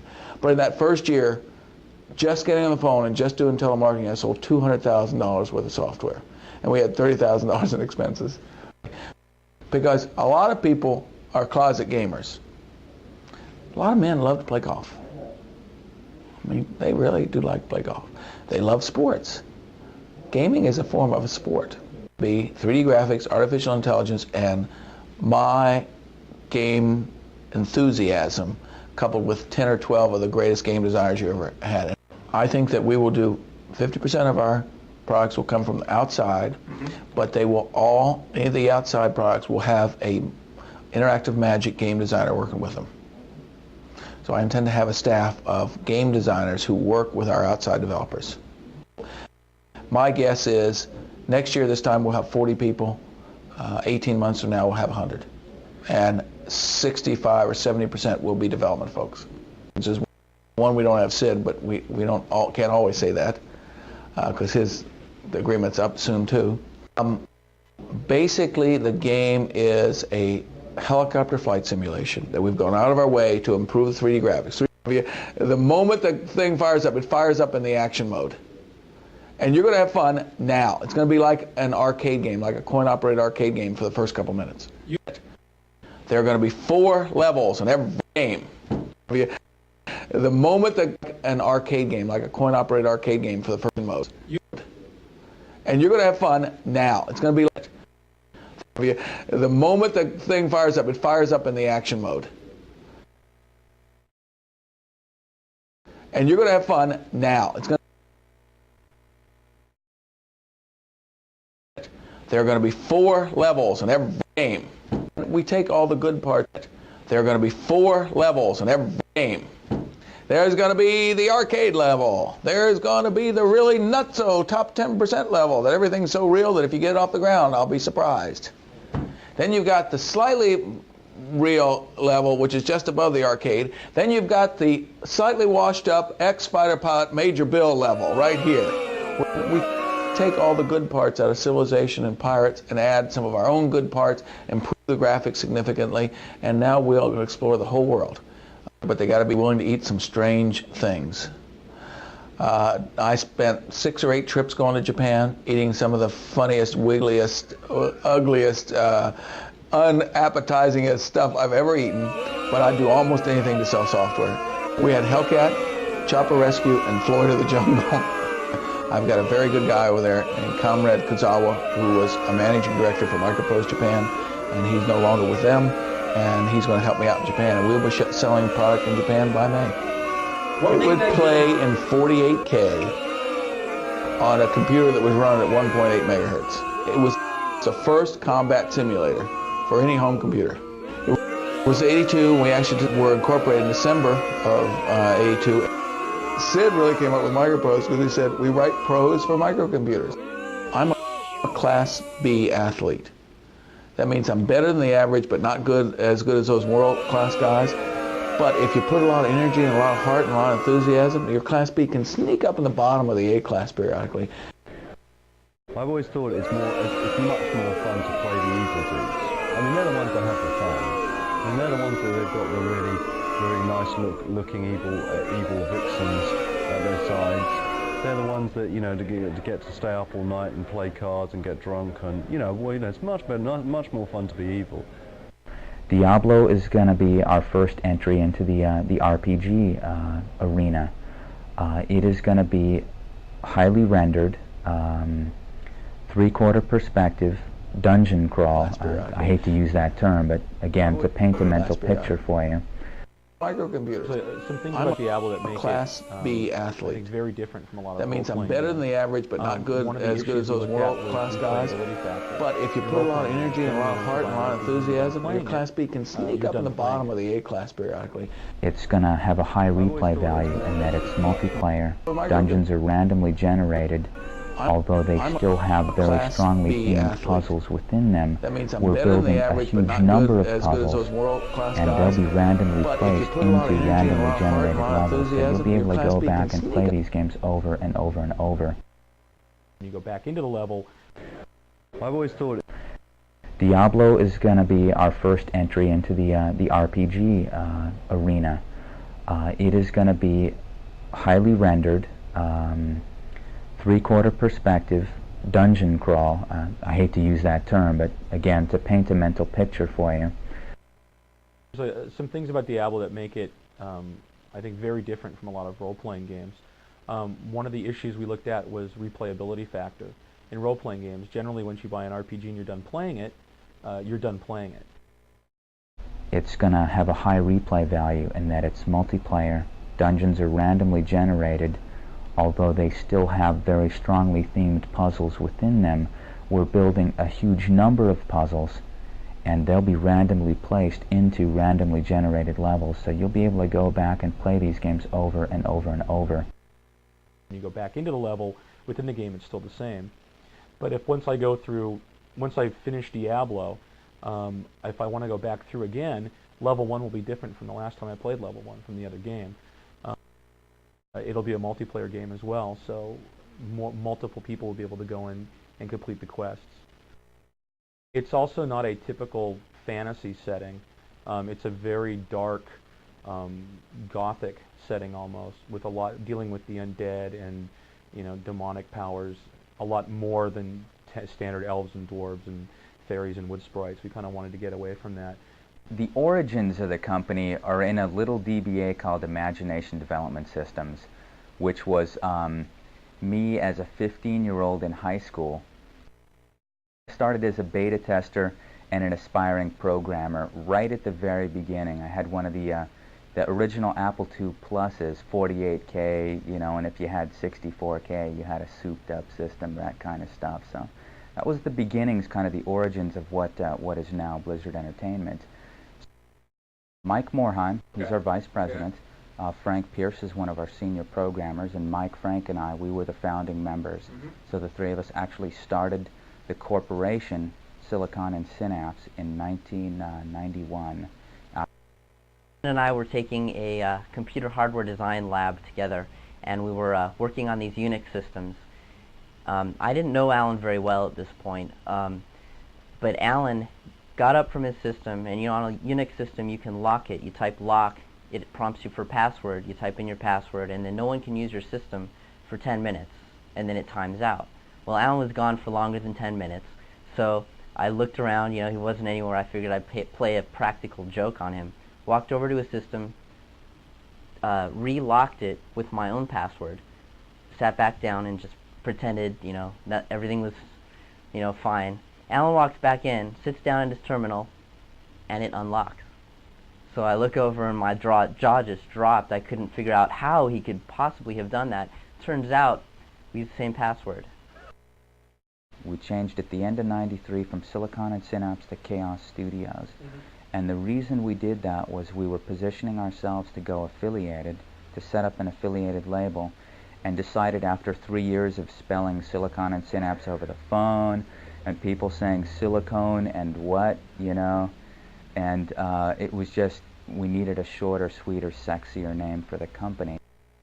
What we decided was, after we were acquired by Davidson, again, one last time, sort of to define our new goal now as a publisher, as a brand label. Our new mission statement, you know, was sort of summarized in this new entity, Blizzard Entertainment. Ah, Los Angeles, California, home of palm trees, movie stars, and more mimes than you can shake a stick at. Also home to a fledgling convention, the Electronic Entertainment Expo. While shows like CES feature just about anything you can plug into the wall, E3 is devoted entirely to game and entertainment products. Have no fear, the electronic gaming industry is quite large enough to support its own show. As with any event like this, chaos reigns supreme. Not to mention the competition. Zillions of companies with really big speaker systems and enormous television grids are trying to catch your attention. The noise level can get pretty overwhelming.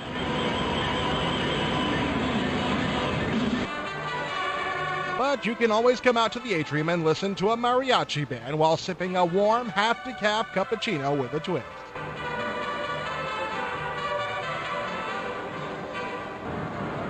It's not unusual to see folks dressed up in costumes to advertise their company's products.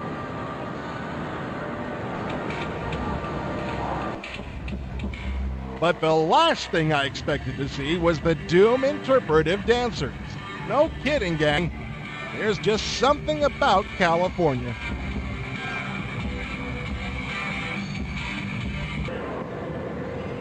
Something that apparently melts your brain. You can get the lowdown on the E3 experience along with a preview of Virgin's big buck adventure Heart of Darkness and a profile of the orcs and humans at Blizzard Entertainment in episode 15 of Interactive Entertainment. Look for the biggest splash from Mindscape's Warhammer series. The first release will be a battle strategy game simply titled Warhammer. Based on the Warhammer miniatures battle system, the player is a mercenary commander. Something that apparently melts your brain. Look for the biggest splash from Mindscape's Warhammer series. The first release will be a battle strategy game simply titled Warhammer. Based on definitely the third Shattered Name. We started with 3 people when we did this. Well, This month's adventure section is sponsored by Sierra. For more information on Sierra products, view the Sierra article. If any, Gene Wars is set. Syndicate War. It's set on a. Whenever popular there's, I only really design sequels are so hard. The one I'm not. Well, Warcraft 2 is more encompassing. It's a bigger game. It includes land, sea, and air, which Warcraft 1 didn't. Warcraft 1 was just purely land-based. It just makes the world a bigger place to live in. I believe that Warcraft 2 is more of what we wanted to be. Site, if you explore around you. War.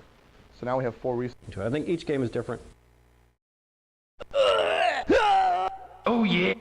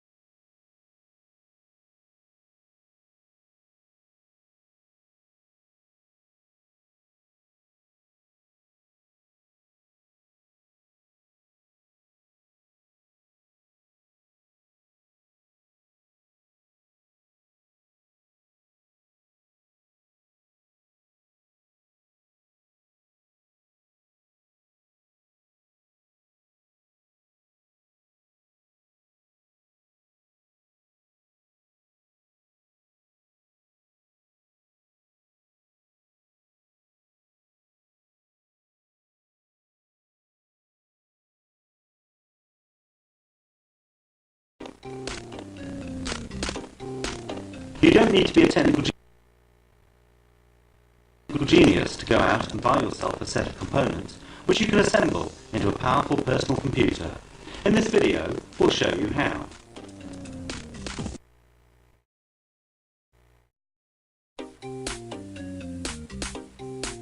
You don't need to be a technical genius to go out and buy yourself a set of components which you can assemble into a powerful personal computer. In this video, we'll show you how. Oh yeah! The first thing you'll need is a flat, clear space to lay out your parts. You'll need a power supply and some tools. A couple of screwdrivers and a pair of pliers will usually do. Place the case on the bench and remove the cover. The first thing you will install is the speaker.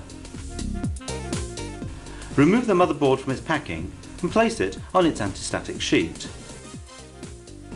Next, identify where to position the metal support posts onto which you'll mount the motherboard and fix them in place. The power supply connected to the main socket will make the case a good way to earth yourself. You don't want static to zap your valuable components, but don't turn on the power just yet. Before installing the CPU, you should have the heatsink and CPU fan. Then, look for a locating notch or dot on this CPU socket. This should align with the corresponding marker on the CPU itself to make sure you fit it the right way round. A zero insertion force socket makes installing the CPU an easy job and stops you damaging the pins accidentally. We'll be using all 4 SIM sockets to give us 60 megabytes of RAM in total. Each SIM card has locating holes which should snap easily onto studs on the SIM sockets. Oh yeah! Oh yeah! The jumpers on the motherboard may need to be adjusted for clock speed, but in any case, check them against the motherboard's manual. When all the components have been installed on the motherboard, add the plastic supports and gently lower the motherboard onto the mounting posts. Once located, slide the motherboard into place and screw it down. Don't screw it down too hard or it may get twisted. Then, check underneath for any stray screws or other components that might short circuit the motherboard. And finally, we're folding up the side flap of the case. Fit the 2 leads from the power supply onto the motherboard. When fitted correctly, the 2 black cables will sit next to each other. Now it's time to connect up the CPU fan, the indicator lights and the turbo switch if you've got one. And the speaker, which can be useful for diagnosing problems. We're now well on our way. Insert the graphics card and the I/O card, locating its port connectors out of the way of the other expansion slots. Next, slide in the floppy disk drive. The red stripe on the ribbon cable should align with P1 on the drive's connector. Before fitting the hard disk, check its jumper settings against the drive's manual or the information panel on the drive itself. Again, make sure that the red stripe on the ribbon cable aligns with pin 1. Power on the computer and use the CMOS setup program to auto-detect the characteristics of your hard disk. Then power off. We're adding a CD-ROM drive, so that can be fitted next. Connecting it to the secondary IDE socket on the motherboard. Connect the mouse and switch on. Now all you need to do is install your operating system software and favourite applications. In a very short period of time, you've built yourself a personal computer, all courtesy of PC Pro. Further information can be found in the July issue of PC Pro.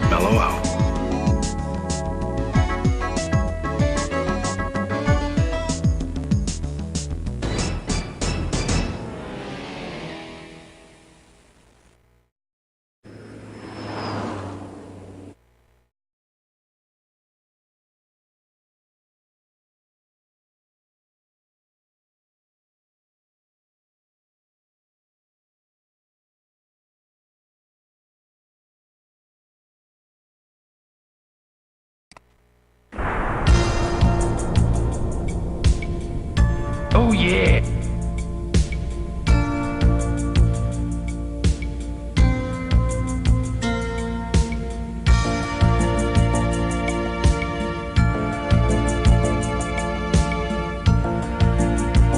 Oh yeah! Bombard reminding you to help control the pet population. Have your pets spayed or neutered.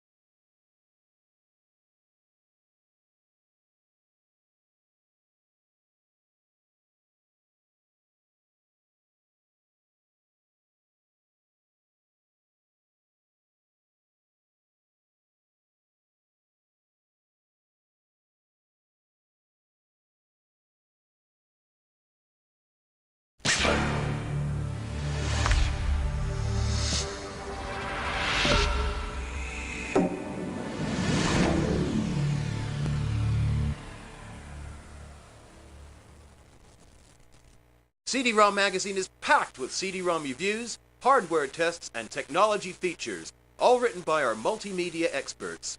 Here you'll find a taste of what's in this month's issue, but don't bother clicking, as you'll need to buy the real thing to be able to see the complete content of the disc.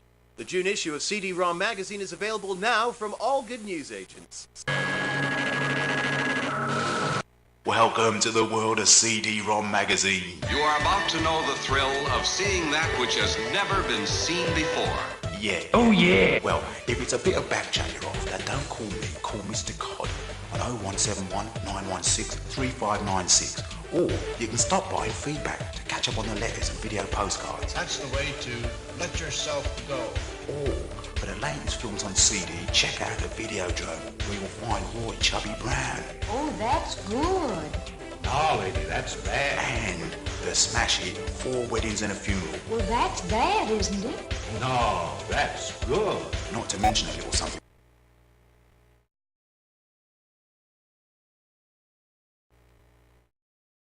This month's gallery gives you a crafty look at this year's hottest games and gear from the European Computer Trade Show. A thought-provoking exhibit of the developments ahead of us. The greater and better world of tomorrow.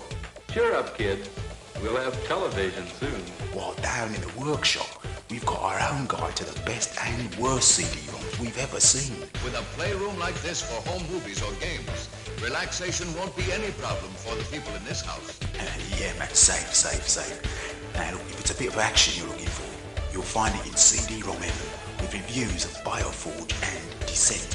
While you're there, you can also save the planet with Freddy the Fish, or get familiar with bodily functions in the world's first dog simulator. I'd rather go to the weenie road. And if the hip and the hot is a little too fast for you, you can always cool down with some hints on clean living from the ephemeral films of the 40s and 50s. Jenny thinks that she has the key to popularity. Parking in cars with the boys at night. Does that make her really popular? Yeah, let me think about that one. What? You still here?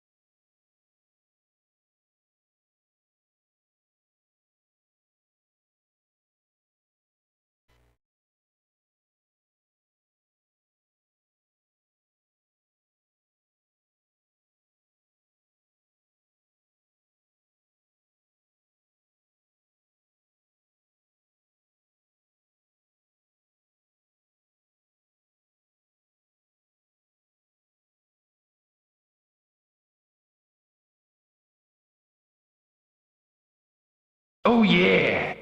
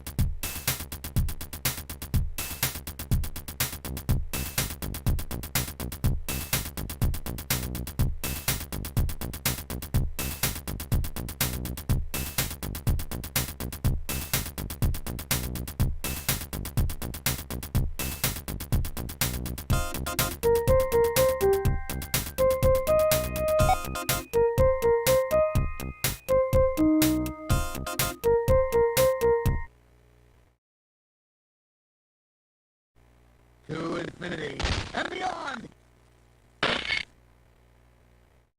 From Disney Interactive, Toy Story, the video game.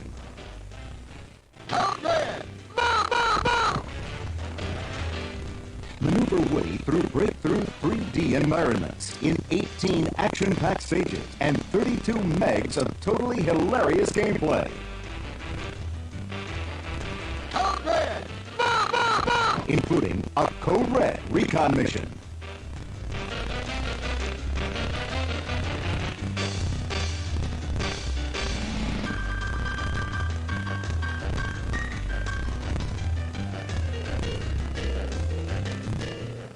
Rampaging Rex.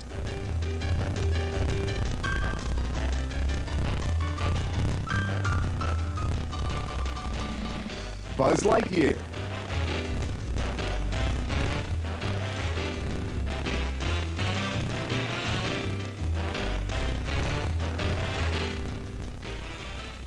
Pizza Planet.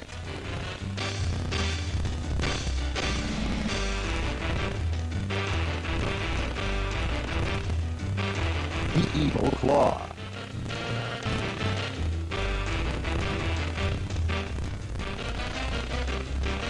Mutant Toys. And Scud.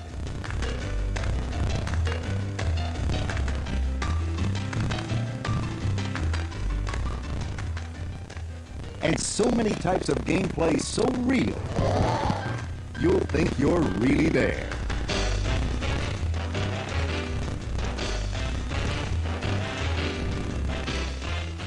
And there's comedy too. Lots of it. Toy Story the video game. You won't believe it's 16-bit.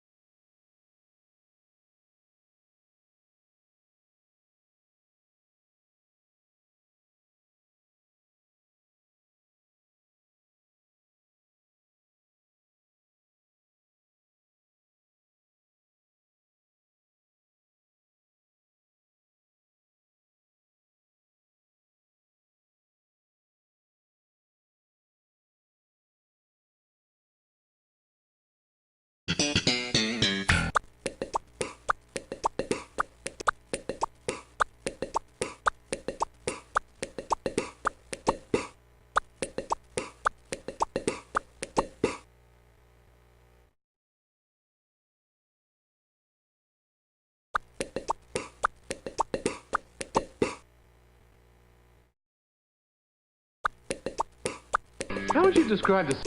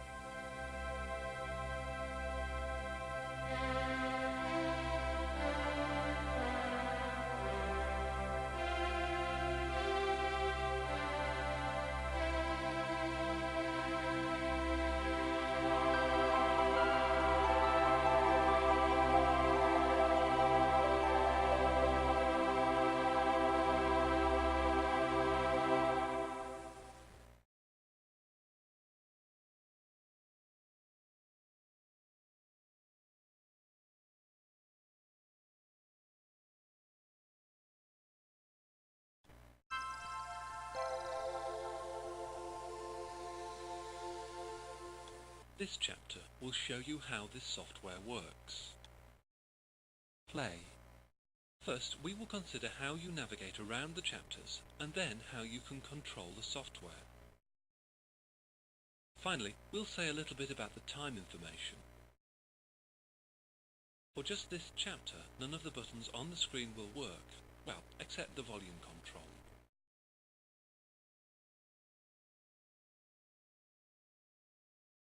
If you want to leave this chapter, then use the chapter menu to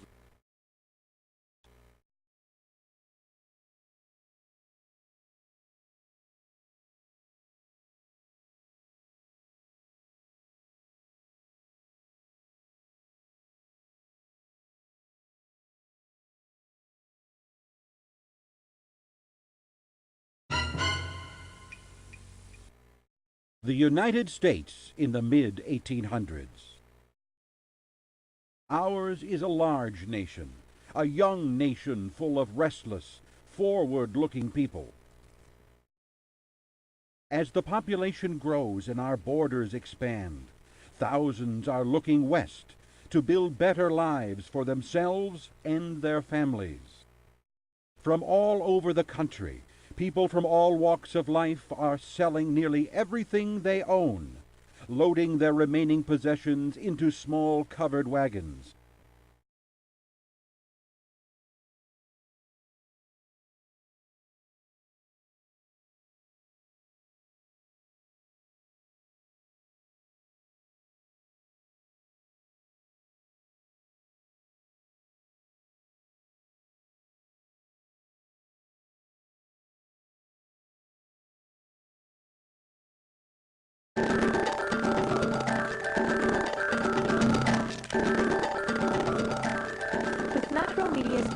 First-time multimedia users can create dazzling presentations in just minutes. Action makes it easy to create presentations with the impact of motion and rich media types of video, sound, and animation. Business users can create compelling productions to illustrate important products. Designers can create walk-up presentations to highlight a kiosk or exhibit. Educators and students can create multimedia educational film strips, school reports, or lessons.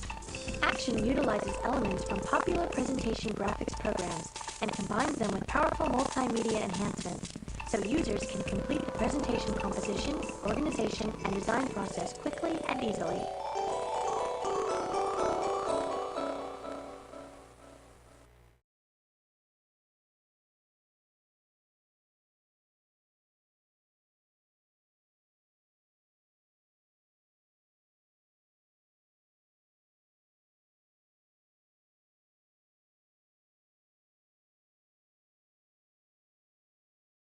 I'm sure there's no Macromedia product that we don't use. So we can start with that. Presenting our ideas and they work together so extremely well. Organic looking objects. I like being able to draw something on a 2D plane and then extrude. Pro is basic to us.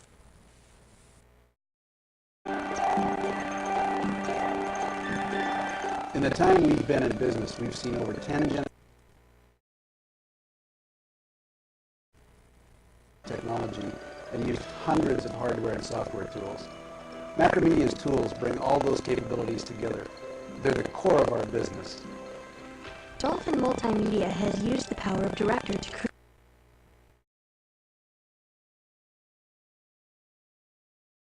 We use Director to develop the cartoon history because it's probably the most flexible and powerful authoring tool.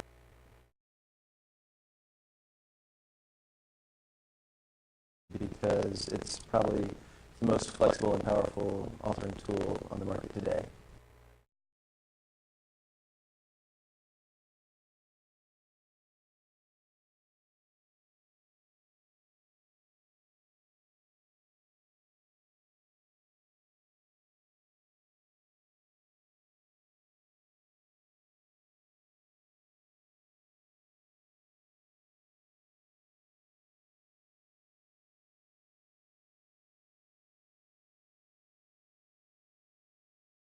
We use Director to develop the cartoon history because it's probably the most flexible and powerful authoring tool on the market today.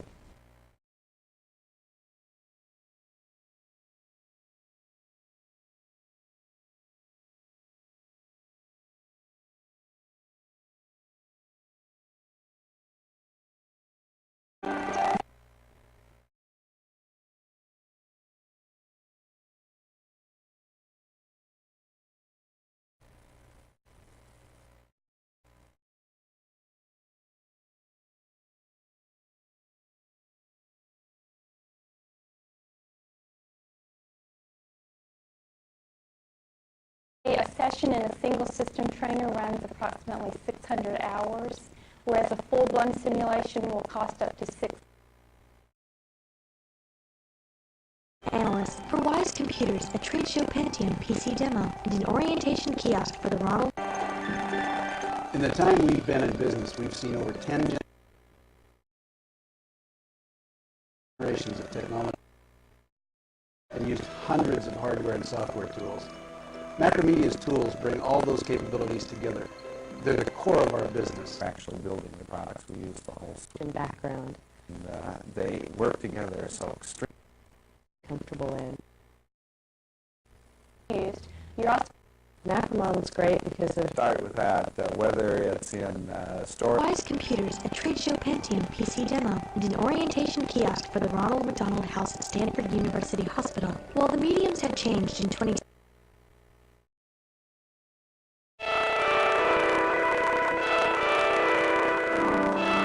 Hardware 3.0 makes it easy for educators, trainers, and developers to turn bright ideas into brilliant interactive multimedia. Whether you want to design a learning application, an interactive encyclopedia, or an online magazine, Authorware helps organize and deliver your information. Authorware provides a complete environment for integrating multimedia. Create dynamic applications by clicking and dragging icons. No programming necessary. End user to navigate, relate, and understand complex information. Much more. Director 4.0 movies can be integrated into an Authorware application.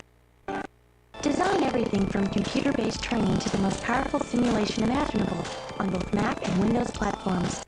Use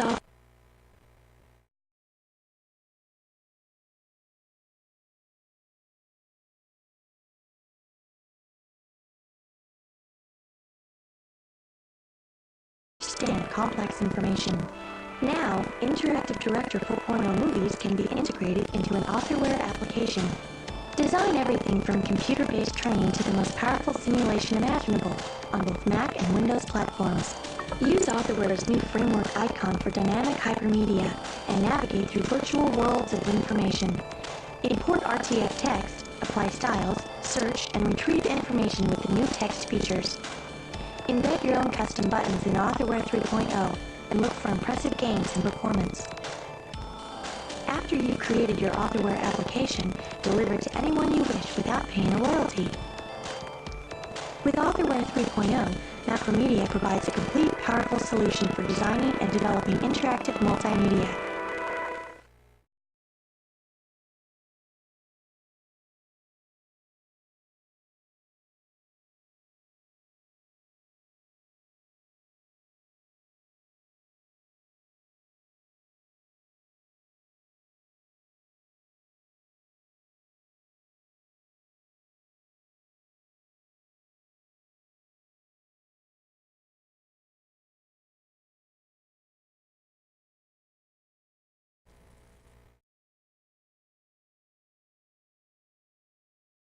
I'm sure there's no Macromedia. In the time we've been in business, we've seen over 10 generations of technology and used hundreds of hardware and software tools.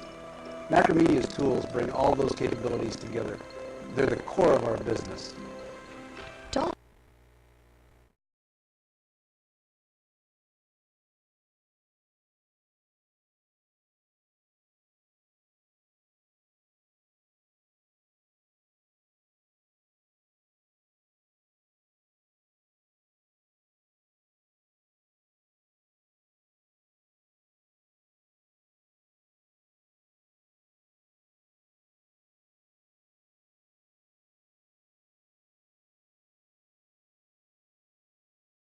When Sonic the Hedgehog appeared on the cover of Wired magazine, it made news in the computer graphics community.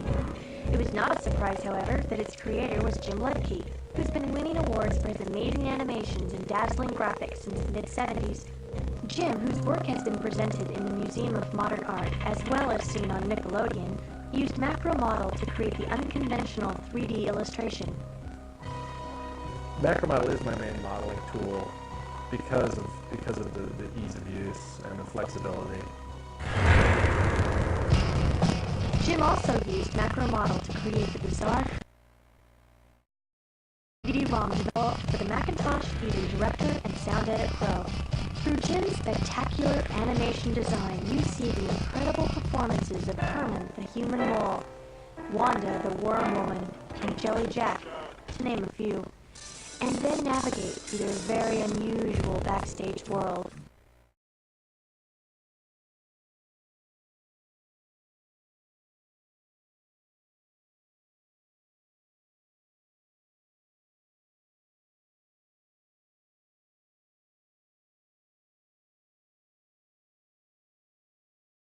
I'm sure we unsurpassed the edge in that's where the majority of the revenue is. Experience exciting and visually attractive. So it was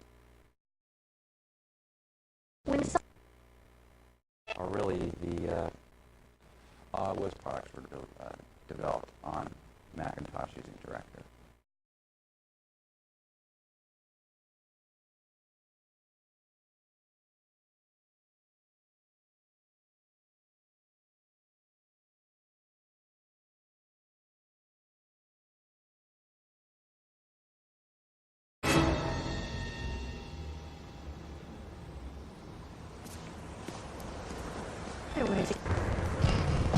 Jim also with that, whether it's graduate with honors. We're here because you're looking for the best of the best of the best. Sir! So we're actually building the products. We use the whole suite. And they work together so extremely well that it almost seems like it's one product. But certainly our focus is on Authorware and Director, our two primary tools, and of course Sound Edit Pro is basic to us.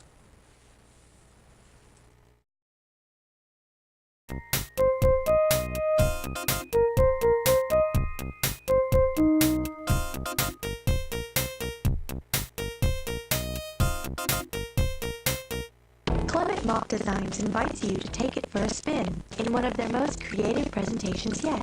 The it they're talking about is the first new approach to ergonomic seating in 12 years, Aeron, a high-tech hammock designed by Herman Miller. And with the magic of Director, you really can take it for a spin. CMD was able to combine over 1,700 digital photographs, creating a seamless view from multiple angles and zoom levels. Because this breakthrough presentation lets potential customers really check out the chair, Herman Miller salespeople take it on the road, rather than the 40-pound Aeron. CMD has also created strategic communications for Apple, Eastman Kodak, Hallmark, Hewlett-Packard, IBM, Levi Strauss, the Mayo Clinic, and Visa. We're known for doing very cutting-edge things, and the Macromedia tools allow us to do those cutting-edge communications effectively and cost-efficiently.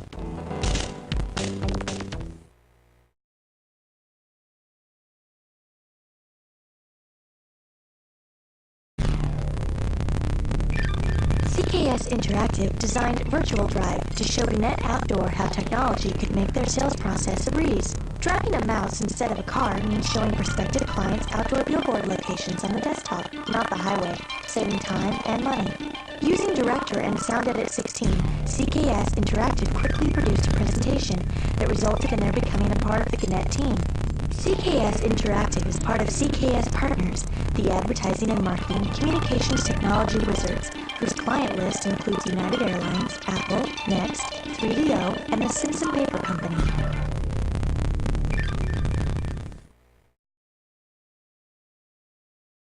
Dreamlight, the miracle-working, award-winning, interactive multimedia company, offers their clients a wide variety of services from digital design, illustration and animation, to training and consulting. Hello, I'm Snapshot. Using Director, Macro Model, Macromedia 3D, and Freehand, they create stunning illustrations and innovative games. Like Furtus, a tour de force of interactive multimedia design, a mesmerizing game of skill and strategy that was created entirely in Director. And when the senior art director of Bose asked for a miracle, he got one. Dreamlight designed this contemporary 3D sports car completely from scratch for a Bose advertising campaign targeted at automotive manufacturers. The original design was done in freehand, fleshed out in Macro Model, and rendered in 3D. Dreamlight is also responsible for the cover of the Freehand 5.0 package, which of course they did in freehand. Whatever they're doing, they wouldn't dream of making a move without their tools for Macromedia. Oh yeah!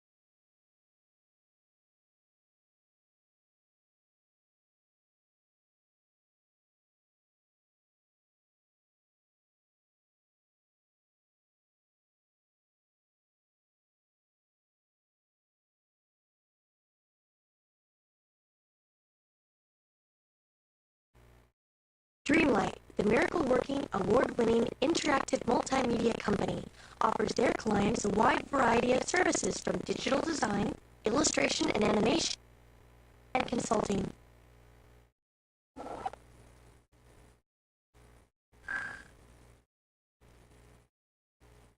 Even the most traditional forms of communications will change using multimedia. The job resume, for example, will no longer be on a piece of paper. It will be presented in new and exciting ways. By pulling together a lot of my past skills, they put the ball in my court.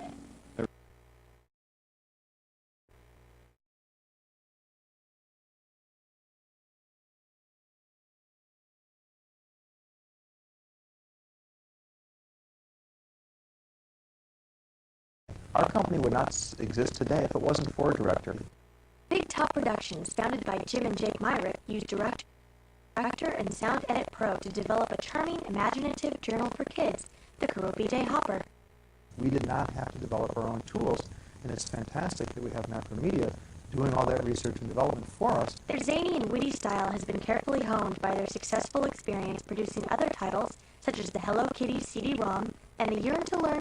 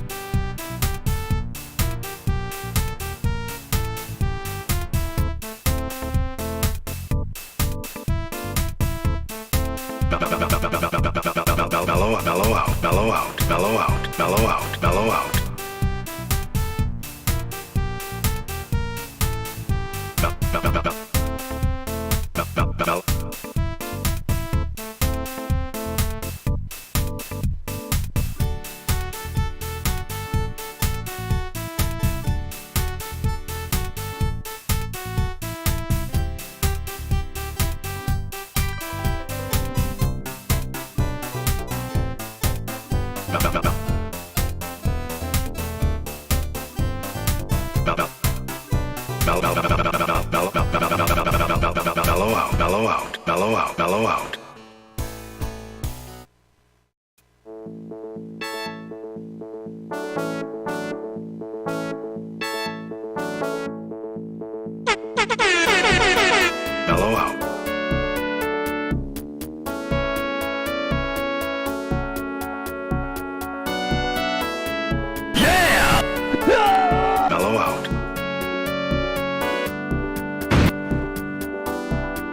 Mellow